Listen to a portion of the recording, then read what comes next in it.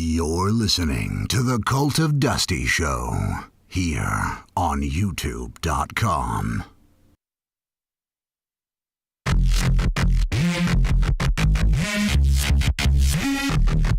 Go!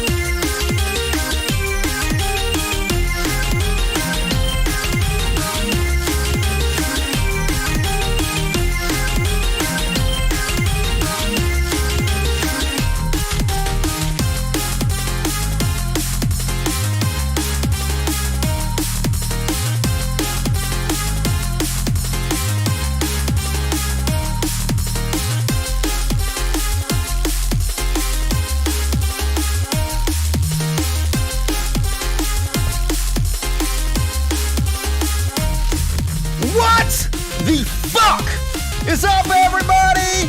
Hey, how you guys doing tonight? It's the Dusty Smith Show, the greatest show in the goddamn universe. Thank you for joining me tonight. You're very wise.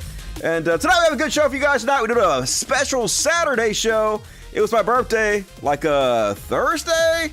So the show needed another day to cook because I took a day off to celebrate my fucking birthday. So anyway, fuck it, we'll do it on Saturday. It's all good. Some of you prefer Saturday anyway, so cool.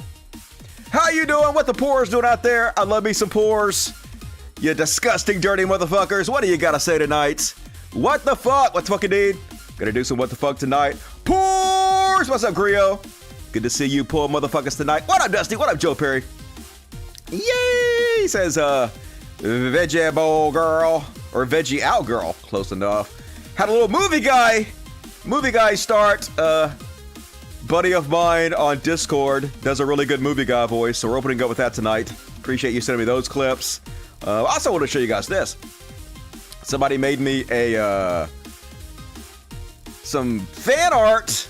What the fuck? Here it is. Some fan art. There we go. For my never going to be released album. I guess I could release it someday, but they made me a cute little anime picture for Beyond Parody. So maybe I'll put my songs on an album someday and release them with this album cover, but I appreciate it. Yoshi Kazu Cardinal. I just gave your email address away, sorry. Doxed you! Good luck! And we're going to cover Russian economy in shock. We're going to get there. Going to cover all this stuff from Reddit. Hell yeah. As we are wont to do. Let's see what else you guys are saying. All of the poors. Love theme songs. Hey, yeah, that's a little Experience Machine. An original song by Dusty Smith. Happy birthday, dude. Appreciate it. 47. Almost to 50. And I'm clearly going to live to at least 100. So I'm only like halfway through my leveling up process. I'm leveling up like a motherfucker up in this bitch. Hell yeah. Nice fan art. Yep, cool. It's cute as shit. Feliz Cumpleaños. I don't speak any of that, but beans and disease to you too, as Fred Sanford used to say. Good evening, Dusty. Good evening, Zaboka. Good to see you. All right, folks, if you love my show, and you know you do, because it's the greatest show in the history of mankind, please consider supporting me on Patreon. It's patreon.com/Kydcast. There is a link in the description of this video, and whatever you can chip in. If it's only $1 a month, hey, do that. If it's $2 a month, chip in. If it's $3 a month, if it's $1,000, whatever you can afford. I'm not a televangelist. If you can't afford anything, do not chip in anything. Do not give me a red goddamn cent, because you need it more than I do. But if you got extra, chip in, help me out. I work hard on the show, and so help me. And also, Super Chats. The lifeblood of the show is the Super Chats. No question are dodged. Every question is answered on the Super Chats. Immortalize yourself forever and ever and ever. Amen. Super Chats. Jesse Greenwald became a Dust Buddy. Already been a Dust Buddy for 11 months.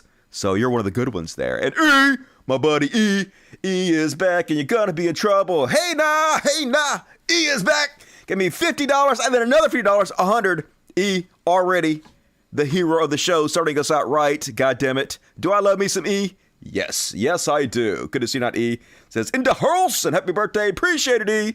had a good one, and you helped, as you always do, so appreciate it. Happy birthday! Fuck yeah, I did get a BJ on my birthday, as I usually do. $10, thank you, Grio. Kira Low at 972, $2. Happy birthday, Dusty. When was it? It was March 10th, so like Thursday? 2 days ago? Whenever. Too much of the great show on earth, much love. Cool. Mad Hatter, one of the cool kids, appreciate it. You guys can also become Dust Buddies for $2.99 a month, I think it is, and get customized emojis to spam the chat with, which is amazing.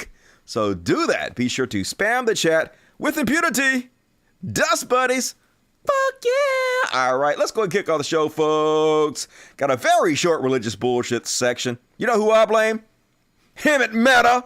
God damn it, him at Meta. Apparently they call him the friendly atheist because he's a good guy or whatever. Nice to people. Guess he loves his mom. I don't give a shit about that. You know what I really care about? You doing your goddamn job enough to where I can steal your work, him at Meta. And gotta say, haven't been a lot to steal lately. Don't know what you've been doing, Jeopardy champion, him at Meta. But anyway, I guess we'll do a couple of them. And folks, first off, let me go ahead and sing the song because you love it so much. If you know the words, feel free to sing along with me. Goes a little something like this. Religious bullshit, religious motherfucking bullshit, religious bullshit. It's time for religious bullshit, motherfuckers. It's time for religious bullshit. Nailed it. And first off, I read this interesting article and I thought we would discuss it. Folks, what do you think about this? According to this article, was Donald Trump America's first atheist president? So I don't know about this. Maybe there was another atheist president along the way who pretended like they were a Christian, just like Donald Trump pretends like he's a Christian. But like, I think it's pretty obvious Donald Trump is an atheist. And it's kind of sad that he might be the first atheist president we ever had. A Republican fucking douchebag. Like one of the worst goddamn scum in history. Our first representative as an atheist president? Maybe. And unfortunately, I learned this lesson a long time ago, that just because you're an atheist doesn't mean you're a good person. You know, for a long time, I was all into the whole atheist community, thinking the whole atheist people were like better than Christians, but like, unfortunately, they're not. Just because you're smart about this one thing doesn't mean you have any kind of morals whatsoever. Doesn't mean like you have any integrity. Doesn't mean you're a good person. I mean, people like David Silverman approve of that, right? So Christians worldwide are called to observe penance and deliver a closer relationship with Jesus Christ during the Lenten season. Self-reflection and repentance, key pillars of Lent, are tools of atonement for the past sins, are innate to the moral teachings of Christ. So anyway, this article goes on and on about how it's clear that Trump knows nothing about the Bible, has no repentance, doesn't pray, doesn't follow any of the tenets of Christianity. He's just fake as shit and pretends. And it goes into his, childhood, his being raised, and how he didn't really attend church very often, especially in his adult years.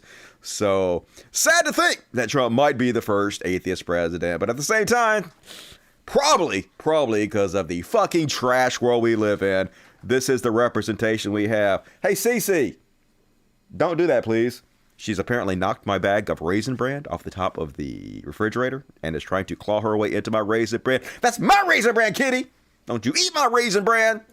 2 scoots, motherfucker! And next up on religious bullshit, they're fucking evil, y'all. Catholic lawmakers seek to block women from leaving Missouri to have an abortion. Here's the small government people. Freedom! We want the government out of everybody's business, but they literally want the government to follow around and spy on people and arrest them and charge them for crimes that they did in other states that are not even illegal. In Missouri, abortion is still legal, though Republican lawmakers have been trying to put a stop to that for years. They even passed an extremely restrictive bill in 2019 that remains tied up in the courts. But now, a Catholic politician has taken a nuclear approach to an already fraught situation. As it stands, Missouri is home to only one abortion clinic in St. Louis. Because of attempts to criminalize the procedure and sow doubt about what's legal at all, the clinic only performs 10 to 20 abortions per month. But some women with the ability to do so have crossed the border into neighboring Illinois, or Illinois as I like to call it. Illinois! It sounds so much better and cooler when you say it that way, but I know that's not right. Don't correct me, motherfuckers. Illinois! Where abortion rights are protected. Planned Parenthood opened a clinic right near the border on the Illinois, I'm just doing it to annoy you, side in 2019, creating a safe environment for 10,644,000 Missouri residents and counting who need the procedure. An amendment just proposed by Missouri State Representative Mary Elizabeth Coleman, fuck off Mary Elizabeth, like Mary Elizabeth Gallagher, would put a stop to that entirely. An unusual new provision introduced by State Representative Mary Elizabeth Coleman, Republican, shocker, would allow private citizens to sue anyone who helps a Missouri resident obtain an abortion out of state, using the novel, fuck you for that language, legal strategy behind the restrictive law in Texas that since September has banned abortion in that state after 6 weeks of pregnancy. Coleman has attached the measure as an amendment to several abortion-related bills that have made it through the committee and are waiting to be heard on the floor of the House of Representatives. So yeah, they're gonna charge you with crimes for shit that's not illegal. That's why we fight, folks. Never thought I'd get to see it get to this point. How scary, draconian, authoritarian Republicans have become, but here we are. And another great example, folks. We should have a separation of church and state. This should not be possible, but it is. So this woman, this poor man's Mia Khalifa here, killed 3 kids. Yeah, so it was a bus stop. And the bus's arm was down and kids were crossing the street. And she was like, fuck that shit. And she ran over them and she killed 3 of the kids. And she injured a 4th one. But don't worry, folks. If you thought that justice is going to happen, nope. It's America. What the fuck are you talking about? So she did, like 4 years in prison. But the bad part of this is she got out 6 months early because she did some kind of Christian course. And anybody who does that Christian course gets out 6 months early. What the fuck is this? So I'm an atheist. I'm in there. I got to pretend to love Jesus to get out early. How is this not against the fucking law? Both Fulton County prosecutor Mike Morris and Brittany Engel, the mother of the 3 children killed in the crash, say Shepard does not deserve the opportunity. You wanting a shorter sentence, you act as if their lives didn't matter. You are saying to us, our family, the community, the nation, and their lives didn't matter, Engel said. Engel and the others gathered Thursday to protest the early release. To the woman who killed my children, if you think my kids are beneath you, you're dead wrong, but they don't give a fuck, folks. She worships Jesus. Can't keep her in jail for that. Bullshit, we can't. But I guess we can't, you know? I guess the laws are really different for, God damn it, I shut my entire fucking shit down. God damn it, Dusty, get your shit together. Fuck. Depressing, but also not surprising. Now I gotta load everything back up. Hopefully I'm still, broadcasting. Dusty is dumb, Dusty is dumb. Why the fuck is Dusty so goddamn dumb? Stupid. All right, load up your shit. Motherfucker, why did you close it? Am I still going? Hopefully I didn't get rid of all the fucking super chats. And they're all gone. All right, let's see if I got any super chats popped up. All right, so all the super chats are gone that I got. So that's great. So if you send me a super chat, I'm stupid. And it is no longer there. I apologize for asking. Also, hit the like button. The least you can fucking do. Help me out. Hit the goddamn like button. Fuckos, do it. Do it. Hit the like button. And look at all this. Every show I've done, I have bookmarks for. I have a searchable database of every subject I've ever talked about in this show. Amazing. And last up on religious bullshit, guess who's back? Back again. It's Silly Ray Cyrus. Everybody's favorite wig-wearing prophet. Back. And Silly Ray, as usual, full of fucking shit. Just straight up lying. Like he don't know what the fuck he's talking about. I don't know what it is, folks. Is he lying or does he just not know? I lean on the side of lying. Let's have a listen. We are the only constitution in history of any nation that has never changed. That's right, folks. Our Constitution never changed. That's why black folks still were 3/5 a white person. Hey, women can't vote. Black folks can't vote. Never changed, folks, because it's written by God. God inspired it, and God wanted the black folks to be 3/5 a human, so it never changed. Glory to Jesus. Others have had multiple constitutions. That's a good thing. Actually, rewriting the Constitution every 20 years is what was supposed to happen. It's an outdated guideline for our country written by, at this point, primitive screwheads, and should definitely be rewritten from scratch. But that'll never happen because we're always stuck in the goddamn past. They've had multiple overthrows, but not this nation. It's because this nation's constitution was written from the Word of God. I mean, the nation's only, what, 250 years old? So it's a relatively young nation. Give it some time. It was written on the Bible's foundation. It wasn't. Everything about it. We get our 3 branches of government from the Bible. We get everything we know from the Scripture. We get the separation of powers from the Scripture. What? We get everything you know of in our Constitution from the Scripture. We do not. And it was laid that way on purpose. On purpose from God. God does not like black people, does not like slaves, does not like women, none of that shit. He likes slaves. He's very clear. He likes the slavery. But as always, Silly Ray, full of shit. Thank you for your service, Silly Ray, driving people away from Christianity in droves. Hero! Stupid ass Silly Ray Cyrus. Some people are like, Dusty, is that really Miley Cyrus's dad? No, that would be Billy Ray Cyrus, not Silly Ray Cyrus. Similar, but different. I think actually Billy Ray's pretty okay. Pretty okay. You know, Don't Break My Heart, My Achy Breaky Heart. Actually, what's a good song by Billy Ray Cyrus is that song, It Should Have Been Me, Standing There With You, It Could Have Been Me, and My Dreams Coming True. You ever heard that song? I don't sing it very well, but it's a good song. Anyway, let's check the super chats. Everyone makes mistakes, so enjoy my money for the accident. Happy belated birthday. $49.99. Very generous. I am sorry that I got rid of all the super chats. I am dumb, but you are good and very attractive. So thank you. Member, hell yeah. Metal Dooley became a new Dust Buddy. Awesome. Feel free to spam the chat with impunity. Cool things like Bing Bong and ACAB and Fuck Your God and Caring Too Much. All of that. Now at your disposal. You super genius hero, you.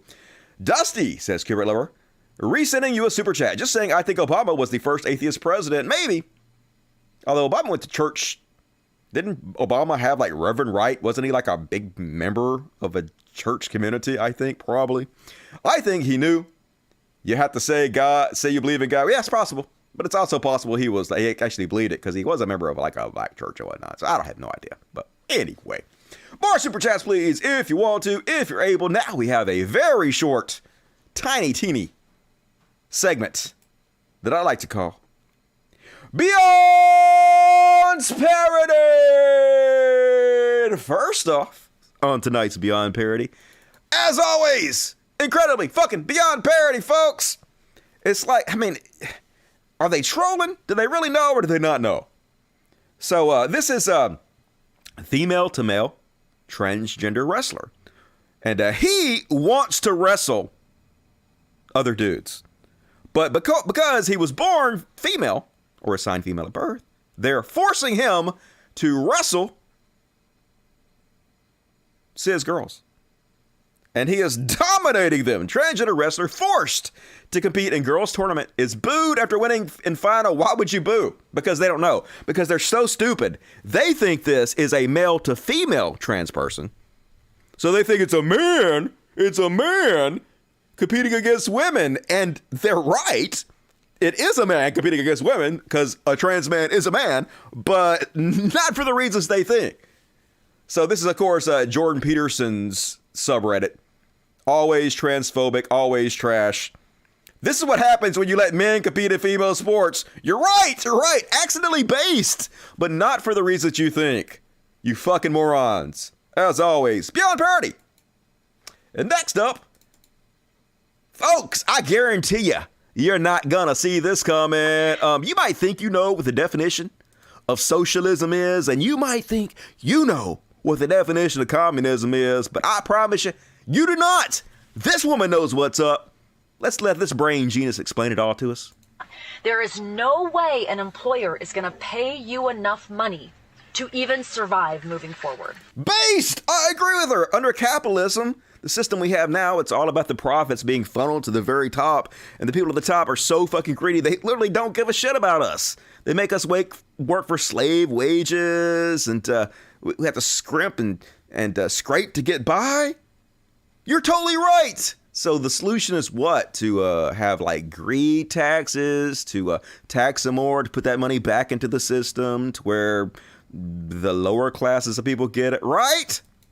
Mark my words. Okay. Mark my words. I'm marking them. The only two options moving forward. Number one is huge corporation where you make $15 an hour. You scrape by. You sit at home crying. How am I going to pay my bills? How am I going to feed my kids?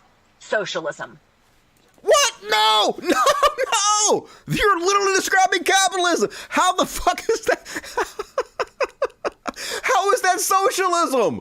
How is a big corporation giving you slave wages where you can't make a decent living while they rake in the $1 trillion profits? Socialism. What are you fucking talking about? Good Lord, y'all. All right. So then, if that's socialism, what is communism? That's option number one. Communism. That's what they want. The guys at the top, the 11 new billionaires that were made during this planned demic, those 11 new billionaires, they want you to sit at home. They want you to sit at home in a communist situation where you are dependent on them for every fucking thing that you need. That's what the fuck are you talking about? That's nothing to do with communism. Communism would be like if the government seized their businesses, right? That's what communism is. Has nothing to do with us making $50 an hour and letting Elon Musk rake in more money than he can spend in 1,000 lifetimes. That's option number one. I hope you're listening. I'm listening. Option number two is you get smart and you start this business and you get to fucking work and you build a foundation where while you sleep, you make money. While I sleep, I make money. Oh, okay, cool. While I sleep, I make money. Okay, do you pay whoever you make money off of living wages? But wait, folks. Some of you might can see where this is going, but the ones that can't, the ending is Chef Kiss Beautiful. Sleep, do you make money? I don't know about you, but I'm getting ready to earn a fully paid for car that I don't have to pay for. Is your employer going to give you a fully paid for car that you don't have to pay for? You think Amazon's going to... You think Uber? Nope, if you order Uber, you are contributing to communism. Wait. If I order an Uber, I'm contributing to communism? What? FYI. Never ordered Uber in my life. Never fucking plan on it. You order Uber Eats, you are supporting communism because you are supporting a corporation that wants you to sit at home and have every single thing barely provided for you. Yeah, folks. Socialism is when corporatism? Tell me you've never read Marx without telling me you've never read Marx.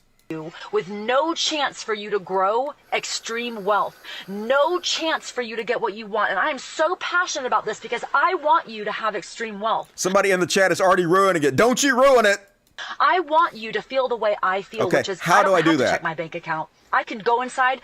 What is the key to wealth? Drop $1,000. I can literally go. I just bought my dog a dog toy. I think it was $20. It's $20. I can literally. I didn't give an F. I didn't give an entire fucking F. I was just like, $20? Hell yeah, dog. Here you go. It ain't shit to me. And you know why? It's coming. Spend any amount of money that I want and I don't have to think about it. And I want you to have that too. I did not know that MLM was an option. It's a multi-level marketing scheme, folks. That's right. It's a pyramid scheme. She's at the top and she wants you to work for her. And so they do what they always do. I'm making so much money. Don't you want to make money like me? It's the only way to avoid socialism and communism. Gotta get in on the pyramid scheme, folks. Jump on it, fuckos. Don't you want to buy a car like her? And last up, beyond parody. Folks, did you know that M&M's packaging is blasphemy, that it's specifically created to make fun of Jesus Christ? It's true. Gonna lead you down the road to hell, motherfuckers. And she kind of cute, so I believe her, yo. Here we go with another big corporation company making fun of our Lord and Savior Jesus Christ. There's nothing new under the sun. They love to mock Jesus, and you know how I know that he's the one true God? Because they never mock any other God. You never hear them saying anything about Buddha. You never hear them saying anything about Allah. It is always Jesus. There's literally a... I make tons of fucking jokes about Allah. I don't know what you're talking about, but at the same time, they will kind of kill you for that. So not really the same thing too much. Dove ascending right above his head, right here in this image. It is disgusting. It is blasphemy, but this is what they like to do. You want to know how I know that God is the truth? Check this out. This is what the Lord just revealed to me. Think about when you are in the truth when it comes to things that are going on in the world, right? With the news. What does the false prophet media do? Scoffs at you, makes fun of you, makes you think that you're wrong, right? Tells you that you're not in the truth, but really you are in the truth. Yeah. And you know how you know you're telling the truth? When everybody makes fun of you. When you're the laughing stock of the entire world and they intricately explain to you why you're fucking stupid, that's how you know you're right. And when you're following the lies, they cheer you on and they're all for it. It's the same thing with Jesus. They mock, they make fun of. Why? Because they know that they can lead you on a road down to hell if they can make you believe that it's not true. That's right, folks. I know Jesus is true. For 100%, I know he's true. But you know what? I'm a crazy, evil person.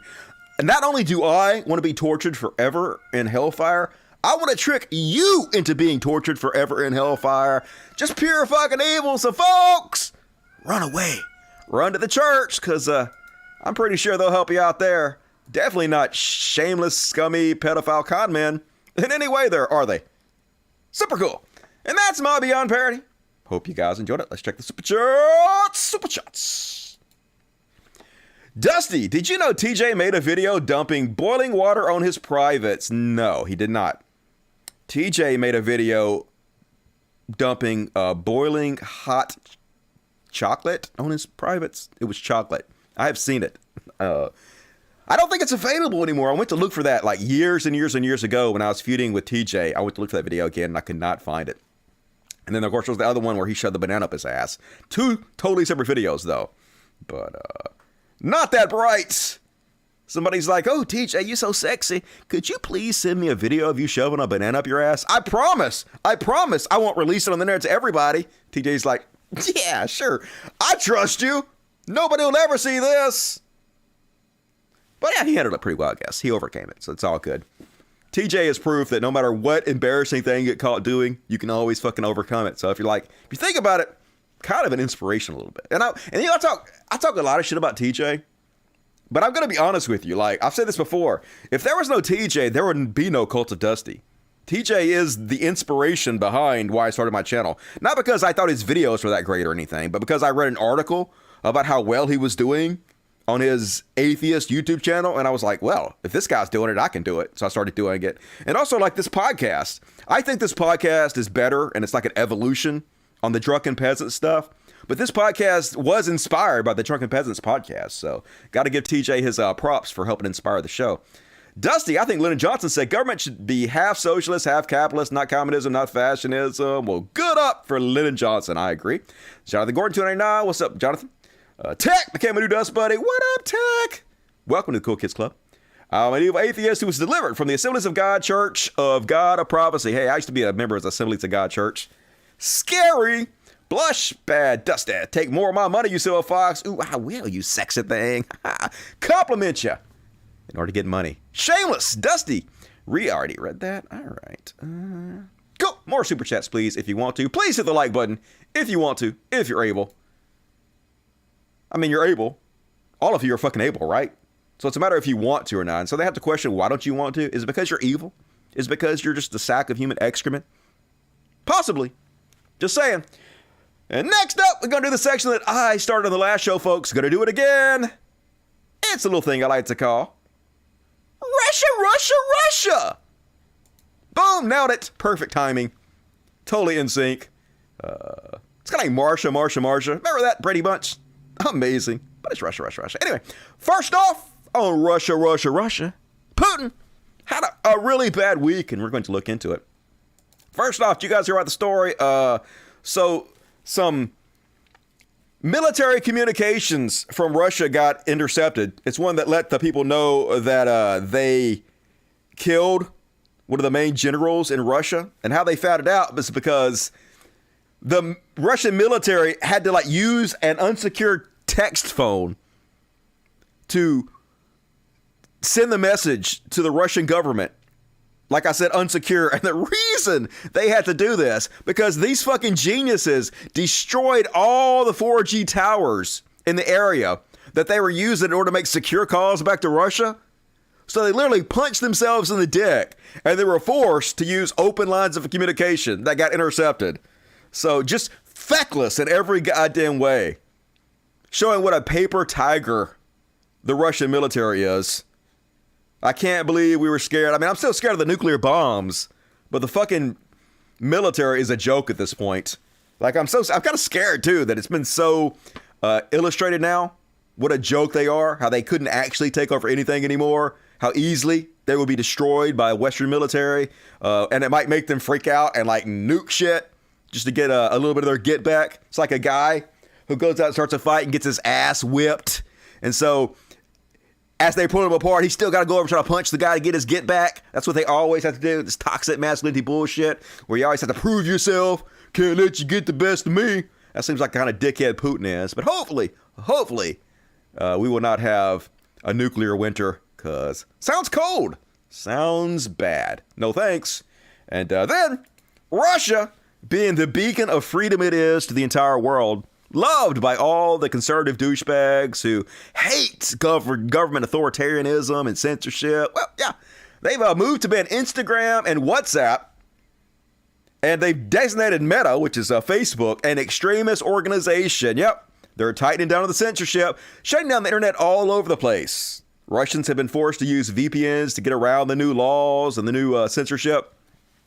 But where are people like Nick Fuentes, who claims his main issue is censorship, yet I love Russia? All these people are exactly the same way. Their whole pretending to love free speech at all costs is total bullshit. It's just like it's trolling, really, at this point. You can see right the fuck through it by how their actions don't match their words in any fucking way. And then Biden finally steps the fuck up and decides to ban all import. And made it clear we will not. Uh-oh, the stream is down? What the fuck? God damn it. All right, I'm being told the stream is down. I don't see any indication of it being down on my end.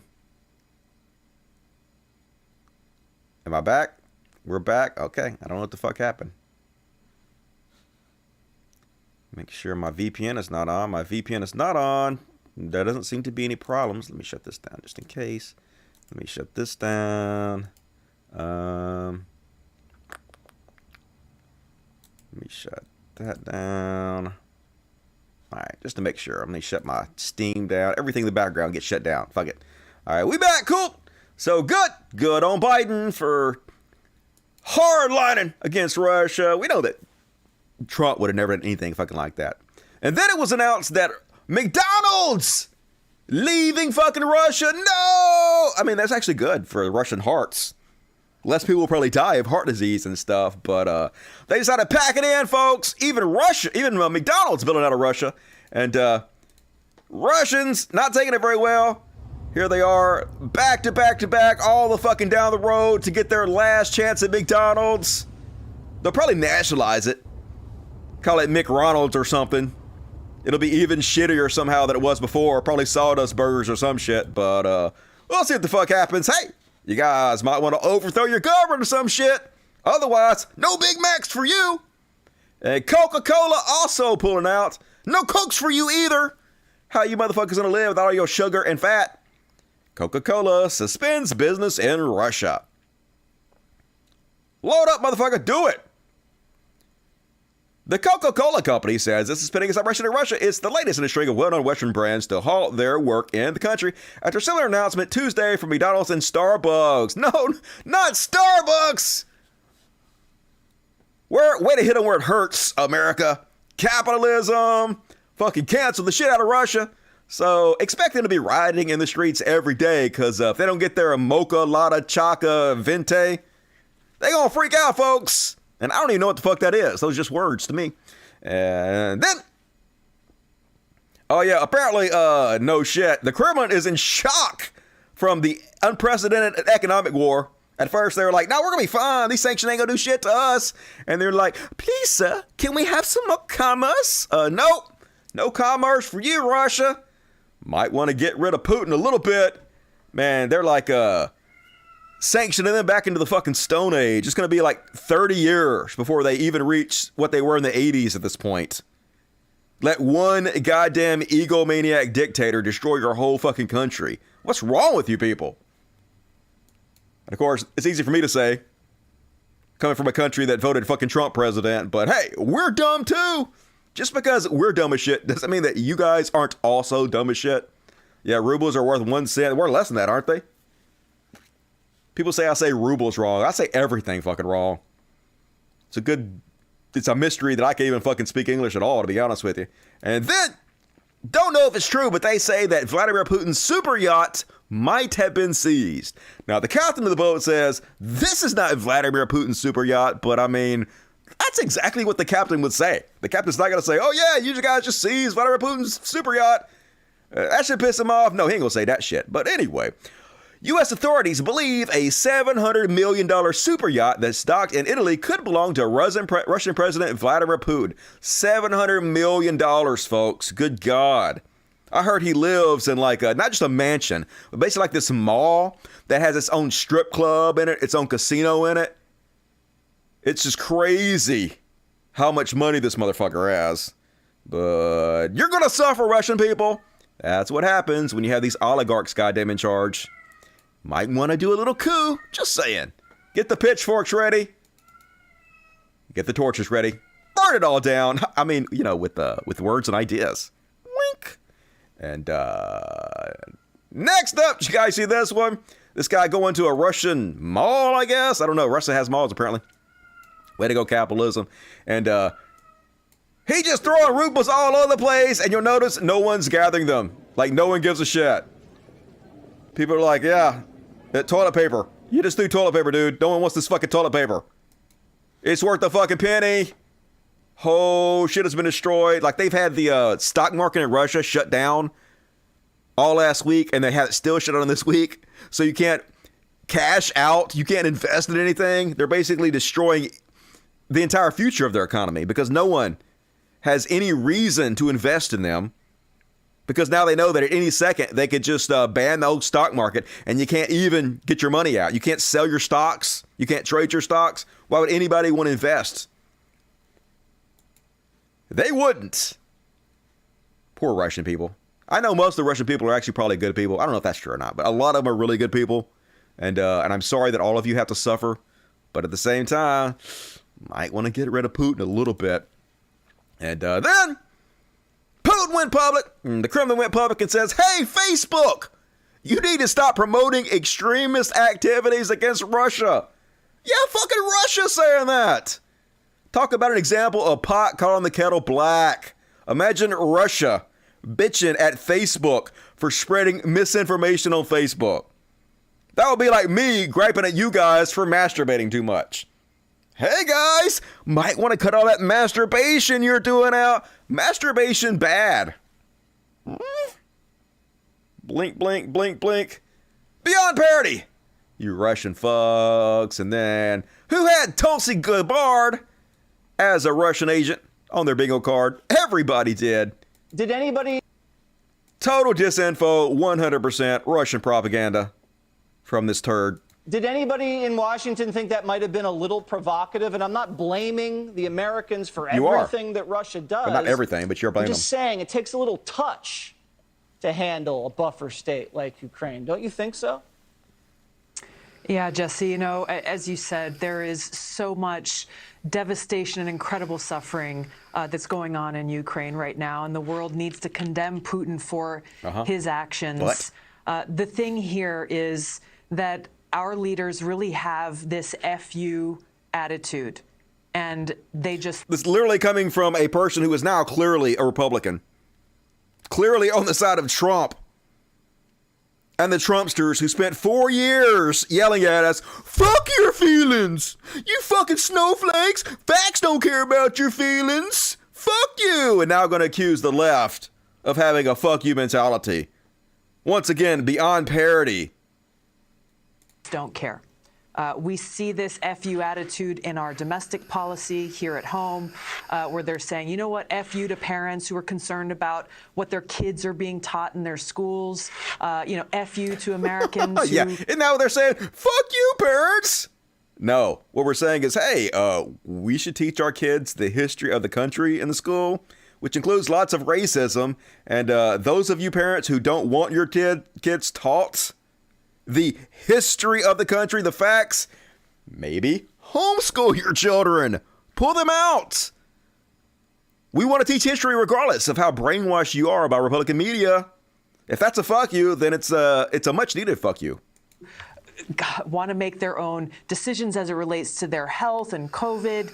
And then you see this same attitude and mindset also extending to their decisions on our foreign policy. Like, it has nothing to do with each other.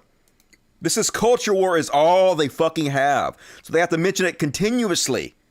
They have to interweave it with fucking everything. Even the Ukrainian-Russian war. It's just so fucking desperate and transparent, but it works.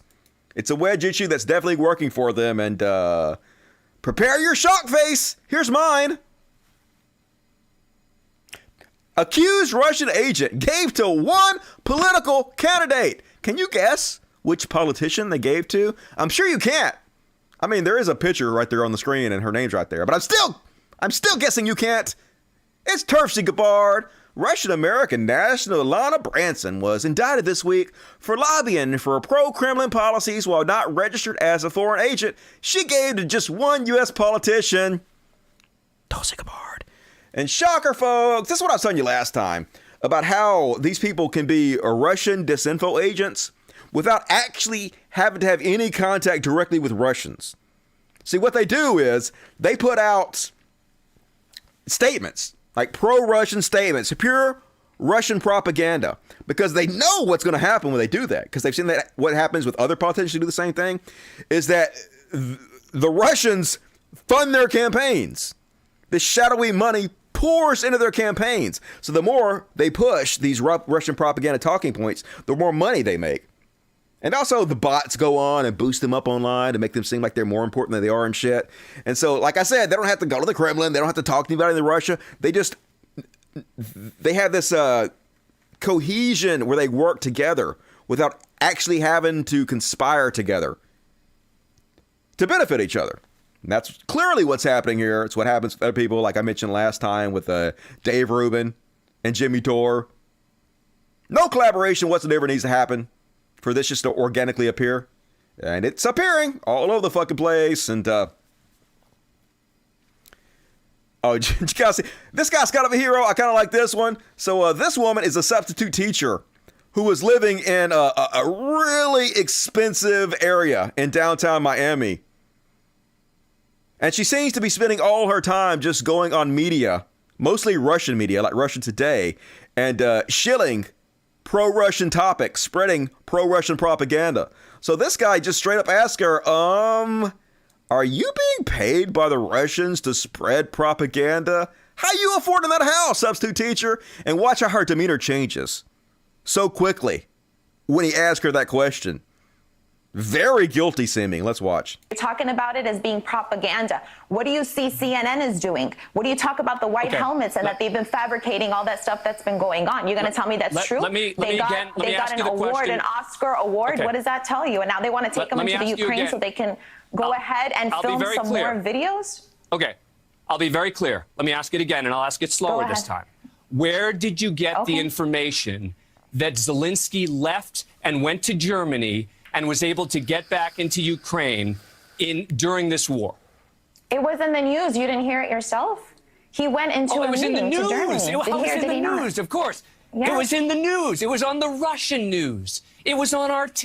No, it was here in the United States. You don't Google? You don't Google? You don't see any other news sources? Sorry. You mean the fact that it was on the internet somewhere? Is there something else you'd like to ask me? Is there anything else you'd like to ask me? Yes, there's one other question I'd like to ask you. You are in a very pricey area of Miami Beach. My understanding is you're a teacher. Are you paid by the Russian government? Why would I be paid by the Russian government? That's not a no. She never says no, of course not. Why would I be paid? Yeah, I wonder. Maybe because you're going on national television and Russian television, spreading Russian propaganda, living in a really expensive house. The question's pretty obvious there. Why would I be paid by the Russian government? I'm a pricey area. What do you mean? Just because I'm here, I'm downtown, what I mean I'm is always that downtown.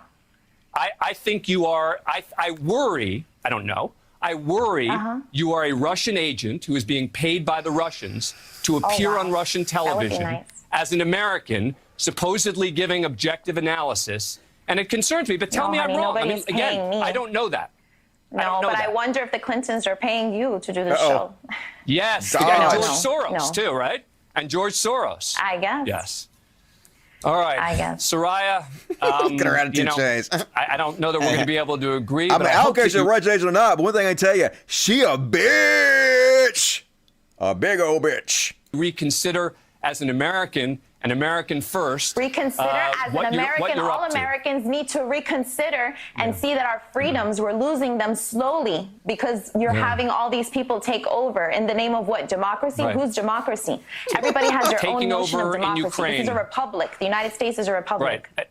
That's a changing of the topic from what's happening in Ukraine. It is. But I understand why you changed the topic, because that makes sense. If I were you, I would change the topic as well. Soraya Foss. Thank you. Yep. Russian Mila Kunis. That makes sense if I were. She a liar. She a bitch. Get her ass. Always got a duck, a dodge, a dip, a dive. Typical shit. And, folks, if you thought that Tucker could not frame the U.S. sanction on Russia for funsies like America is the bad guys, you'd be fucking dead wrong. Do you know what happened, folks? Russia was just sitting over there minding their own business, just loving God and freedom like they do. And the United States was like, fuck you, Russia. We're just going to cancel you and put sanctions on you for no reason except for we're evil. At least according to the #1 cable news network in the entire America. Let's have a look. Tonight, you wonder if looking backward many years from right now, historians will notice the remarkable coincidence in timing. Have you noticed? Here it is. At exactly the moment when the emergency powers they awarded to themselves to fight COVID started to wane. What is he talking about? The emergency powers they set to fight COVID started. None of that has happened, right? I mean, we've moved on. We've tried to progress, and we've removed some of the things like mask mandates and stuff, but that's just a natural progression of having the vaccine and trying to move on from the pandemic. Has nothing to do with them suddenly losing powers tomorrow. If they wanted to, they could do exactly the same shit. But of course, it's going to be like, now America started a war in the Ukraine to cover up the fact that they can no longer do COVID rule. It doesn't make any sense. None of this makes any sense, but it's not really supposed to. It's just supposed to plant that seed in older boomer-ass conservatives' minds that Russia is actually innocent here and America is causing all the problems of the world by the same people that claim they love America so much they're actually more loyal to Russia. That's how crazy conservatism has gotten. Our leaders began pushing for conflict with Russia, and then on the basis of that conflict, they assumed historic war powers. Without even pausing, the Biden administration declared total economic war on a sovereign country. No American had been killed. The United States had not been invaded or attacked. Yeah, well, fuck the Ukrainians, right? Who gives a shit about their lives? Hey, he didn't do anything to us. Why did they put Jeffrey Dahmer in prison? He didn't eat a single part of my body, not a part of my body. It didn't affect me. Who gives a fuck, right? And yet, with no meaningful public debate or congressional authorization, the Biden administration destroyed that country's currency, then removed it from the international banking system that impoverished its population. Then the administration began seizing the property of people affiliated with that country without a trial or due process of any kind, without even bothering to explain exactly what crime they had committed. They're part of the Russian oligarchy, and they want to put pressure on Vladimir Putin in order to get him to pull his troops out and stop killing innocent people and seizing the ill-gotten gains of the billionaires who are putting Putin's buddies and shit. It's a great way to do that, Tucker. If Trump would have done it, it'd have been genius. He'd have loved it. But Biden did it, so evil. No American government had ever done anything like that before. If there was one thing the U.S. government long stood for, it was the rule of law. The integrity. Yeah.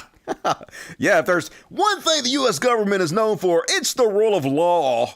We never, like, bombed countries for no reasons or committed war crimes. Hey, good thing we never, like, drone struck innocent children or weddings or shit. We're all about the law. Don't think about the fact that Trump actually increased drone strikes 450% over Obama. Shh. The law. And next up, on Russia. All right, there's a whole bunch of Tucker Carlson stuff, but guess I'm going to skip down to Glenn Greenwald out there straight out pushing Russian talking points, Russian propaganda. So one of the key Russian talking points directly from the Kremlin they're putting out is that the U.S. is creating biological weapons in the Ukraine, and the only reason they're doing this is to piss Russia off and try to start a war. Legitimately, the talking point that Glenn Greenwald is spreading now. Last question, maybe you don't know the answer, but why Ukraine? You know, of all the countries you would conduct this kind of research in, you would pick one with like a solid medical infrastructure. You'd pick Germany or Israel or someplace with, you know, first-class scientific research going on. You would not pick Ukraine. Why Ukraine?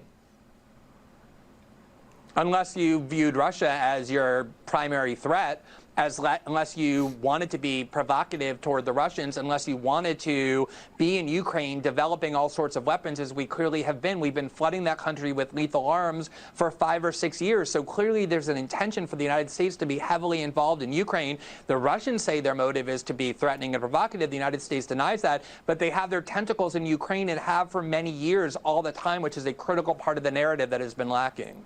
That's right. It's fair to ask, what have they been doing in Ukraine? Why are all their kids working for Ukrainian companies? What is going on here? Glenn Greenwald, I appreciate you coming. All their kids working for Ukrainian companies. I think it was just Hunter Biden. But, yeah, it's the United States' fault. Now, obviously, the United States is helping to fund biological labs all across the world, everywhere. Because we never know when a pandemic is going to strike or where it's going to strike.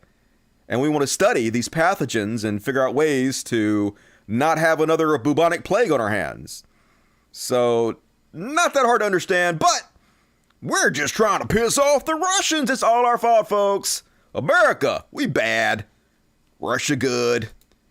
And, oh God. So, Jews are fine.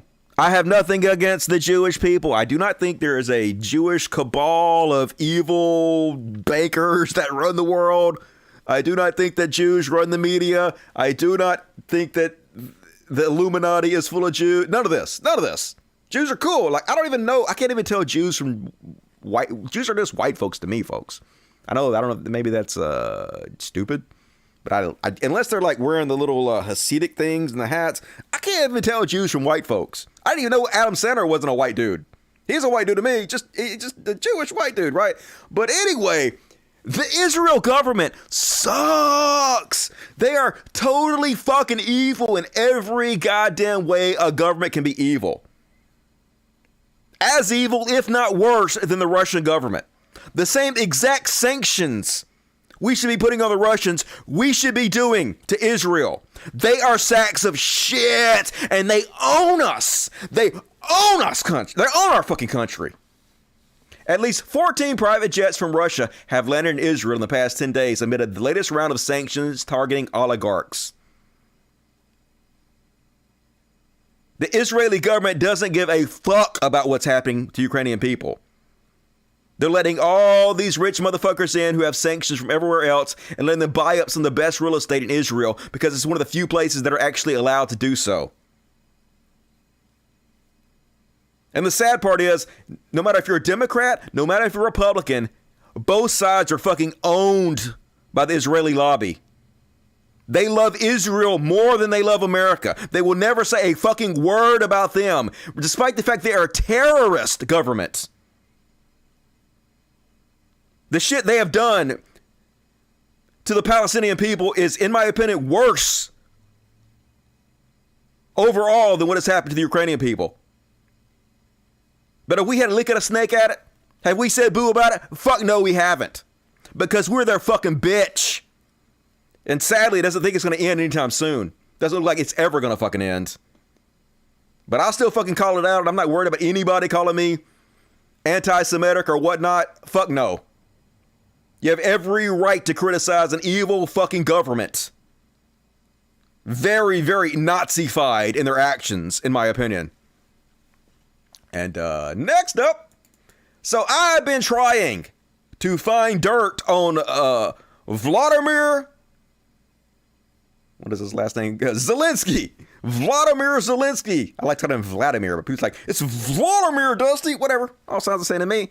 So I finally found some dirt on this motherfucker because he just seemed too good to be true. This is one of the main pieces of dirt going around on the pro-Russian sites and the pro-Putin talking points they put out. And this one actually has some roots in fact. So apparently Vladimir Zelensky and some of his friends have offshore bank accounts. Yeah. According to the Pandora Papers, reveal he and his close circle were the beneficiaries of a network of offshore companies, including some that owned expensive London property. And this is true, folks. This is absolutely true. But here's the rub. It appears this all happened when he was a very famous, very popular comedian/actor. And I guess he earned a couple $1 million or whatever it is, money, from his hit television show, Servant of the People. And he was afraid that the government would be pissed at him because his show made fun of the government. And so he was trying to hide the money in offshore accounts that he made from his comedy so the government wouldn't seize it. Probably also trying to avoid taxes. Because probably, like most rich people, he a tax cheat. But doesn't appear to have anything to do with his role in the government or him stealing money from the government. This all seemed to have happened before he got elected president. But, you know, at the same time, him having offshore accounts does look pretty scummy. Especially for a guy who promised he was going to tackle corruption. It's the exact type of thing that he was supposed to be tackling. So, dirt! I found dirt on you, Vladimir Zelensky, but it's not as bad as they want to make you believe it is. But still, not good. Clean up your own room there, bucko, as Jordan Peterson might tell you. And all right, cool. That is my Russia segment. Let's check the super chats. Just because you are so badass. Hey, you're right about that. I am badass, but you are also badass with your little motorized skateboards, your death rockets. Those are pretty cool, though. Love you, Uri Bench, 6990. I don't know what kind of funny money you're giving me, but I'll take it. Love you, Uri Bench. Russian Jackal, Dusty, you roll. Speaking of TJ, DFF pretty much stole your COVID porn idea for an episode. You do it much better. Keep making me smile. I don't blame them. Like, I know this is going to sound conceited as fuck, but it's me. So, I didn't create the format that I'm using right now. No, that's not true. I did not create podcast, obviously. But I honestly think the way I do the show, I have perfected. I should be the benchmark that everybody else uses for how they do their show. Because I really think I have perfected how to do a video podcast. The format I do, the rapid way I do it, change subjects, having me down there. So, yeah, I took their ideas and, in my opinion, incredibly approved on them. So I don't blame them for stealing from my show. They should, 100%, because I have stolen from their show, too. Dusty, read our usernames before the chat. All right, devious devil. I didn't do it, but cool. Jason Morin. Hey, Dusty, happy birthday, man. Love your show. Awesome. I love you back. Thank you for the love. Oh, Jam Boy. Second day working an event, mostly boomer clients. I'm sorry. Watch This After was the only thing that kept me from breaking some boomer's jaw today. Well, don't do that. Don't get sued. Don't get fired. It's all good. Dusty, have you seen the HBO miniseries Chernobyl? I watched some of it, but not all of it. I highly recommend it. Depressing, though. It was depressing. I'll give it to you. Well, then I guess TJ dumped both chocolate and water on his products. I confirm it regretfully. Oh, I thought, maybe I'm wrong. I thought it was hot chocolate, not boiling water. But, I wasn't paying that much attention if I'm wrong and it was water instead. Either way, bad. Don't do that. Dusty is on fire tonight. Baby's on fire. Hell yeah, a little sexiness from, what the hell, Die Antwoord? Is that what they're called? You know Yolandi? You guys like Yolandi? The best female rapper of all time, Yolandi? Sexy Yolandi. And Jonathan Gordon, $2.99. Thank you. Appreciate it, Jonathan Gordon. Anything else pop up? Oh, more E! Truth hurts! Hey, your $50 doesn't hurt. It actually feels pretty good, E. Hi from the unholy land. What's up? Uber Mitch. Is that, Israel? You all are in Israel? Which is 1719. What kind of funny money Israel got? All right, cool. Hit the like button, everybody. 900 viewers, 473 likes. Half of you are scumbags. And I hate you. But I love you. I do love you. Even though you're horrible, disgusting, terrible people. Still love you, despite your obvious, incredible, numerous flaws. And next up, gonna do a little section I like to call, What the fuck? That's not it. Next up, gonna do a little section I like to call, What the fuck? Nailed it. Perfect the first time.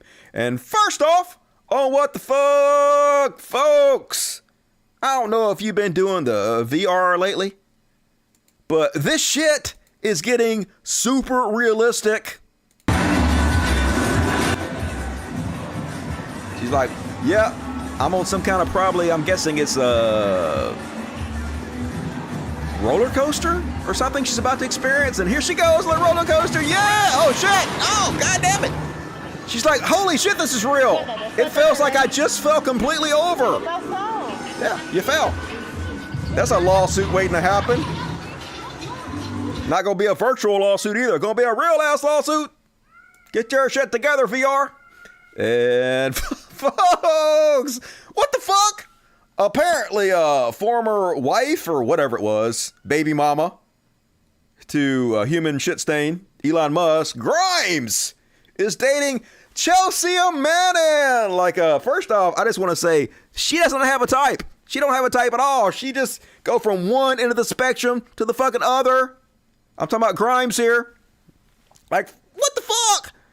Like, first off, Grimes, one of the biggest sellouts in the history of goddamn mankind. She going around, I'm a socialist. I'm all for the fucking people, for the little guy. Then has 2 babies with the richest man of the fucking world. Does not use her relationship in any fucking way to push socialism, to push unions, to push better pay for workers, to push fucking anything that would help people. Just enjoyed the attention she got, the fame she got, and also, I guess, the money she got from being with the richest man in the world. So now the sellout gonna go date Chelsea Manning. I guess Chelsea is like, I can change her, but don't. What are you doing, Chelsea? Get away from this train fucking wreck. I mean, maybe they're in love. Maybe I should be okay with it. Maybe I shouldn't poo-poo on their love, but not a Grimes fan. She seems to have shown her true colors, and they're ugly. And folks, did you hear about the camel that killed 2 people? Yeah. This asshole broke out of a fucking petting zoo and was like, oh, hell no. You motherfuckers kept me locked up. Let all these motherfuckers pet me all goddamn day. I'm gonna break out and just kill motherfuckers. Like, I didn't even know camels could kill somebody. How the fuck a camel kill you? I guess does it bite? I mean, it weighs 1,200 pounds. I guess it could trample you, but seems like you could just like move out of the way or some shit. But apparently, camels tired of being our bitches. Like they can just ride around on me like I'm a pony. I ain't no fucking pony. I kill all you motherfuckers. And so, yeah, broke out and killed 2 dudes. Bobby Metheny, 42, and Tommy Gunn, who should have had a gun but didn't. So he died from a fucking camel. So that happened. That's a weird ass story. Guess I'm gonna stay away from some fucking camels from now on. Hell to the no. That's not a way I want to go out. Hey, did you hear about Dusty? What? Camel killed him. What? Oh, fucking camel killed Dusty. And next up, this might be the best timing of any news story I've ever seen ever. Talking about being in the right place at the right time. Let's have a look. You see Hoover Street here. Officials say it's one of the most dangerous streets in all of Los Angeles. And now... What timing? And that person just, they're like, nope, get the fuck out of here. I got warrants. Not sticking around to find out, but now it's on video. Got caught on video. But what timing? Hoover Street here, officials say it's one of the most dangerous streets in all of Los Angeles. And now... What are those dangerous streets? As soon as he says it! How the fuck is that possible to get that perfect of timing? Gotta love this universe sometimes. Hilarious! And next up, oh, what the fuck? So this is like, this would normally go in the Karen section. No Karen section tonight, because I put the Karen videos elsewhere in the other subjects and whatnot. But apparently, this girl at Starbucks copied the credit card information from one of the customers and then went to the store and just shopped her ass off. And the woman goes to Starbucks and just busts her fucking ass. Let's have a look. In the rounds, a video of a woman in Lakewood, California, confronting a Starbucks employee who allegedly stole her credit card number. Listen to this. How are you doing? Good. How are you doing? Fine. Where's the press? What's wrong? So we got you on camera yesterday at Ralph's for $212. So just know that the cops are coming up here. They recorded your and everything. You took a copy of my card the other day on New Year's Day. You know what you did. Right, you know what you did, right? I'm so sorry. You're sorry about what? That you went to Ralph's? You took a copy of my card here while you said you were gonna go get receipt paper. And they got your ass on camera yesterday. So do you know what you did, right? Before I press charges and everything on you. I'm sorry, ma'am. I'm sorry. So what are you sorry about? That you took money from me and my kids? What are you sorry about? I'm sorry that I took money from you and your kids. I'm sorry that you had to come up here. I'm sorry that this is inconvenient for you. I'm sorry. You're sorry that you're about to lose your job because corporate knows? Is that what you're sorry about too? I'm so sorry. All right, let's go. I'm so sorry. I am a good child. I swear. I'm a good child. I mean, yeah, I went and copied your credit card, went shopping, but I'm a good person, yo. Doesn't sound like it. You about to lose your job. Good child. I really do go to school. I'm 19. I play soccer. So why the would you? How would you even make a copy of my card? I know you took a minute. You went back there for a minute, and I knew what the hell you were doing. I didn't copy it. You took a picture, or I don't know what you did. But you obviously thought I wasn't gonna come back here, and you thought I wasn't even gonna get to the bottom of it. I'm so sorry, man. Please don't press charges. I am seriously gonna press charges on you. I'm good. Right now. No, I honestly. Like, I'm sorry. Yeah, you gotta be. Gonna go to jail. How old is this video? Is this new? I hear you guys saying it's not new. So, god damn it. No fucking date on it. It says 2 days ago. Fuck all y'all. It's new. We're just gonna pretend like it's new because it makes me feel better. So, awesome. And, folks, if you're going to spit in your customer's food at a fast food place, never admit that shit. That's like admitting to a fucking crime. But yep, here this woman just gonna straight out admit it. Never admit it. Never. Just do it. Hold on. No. Say that. So you spit my food, right? You gonna say that on camera? You. Tell me you spit my food on camera.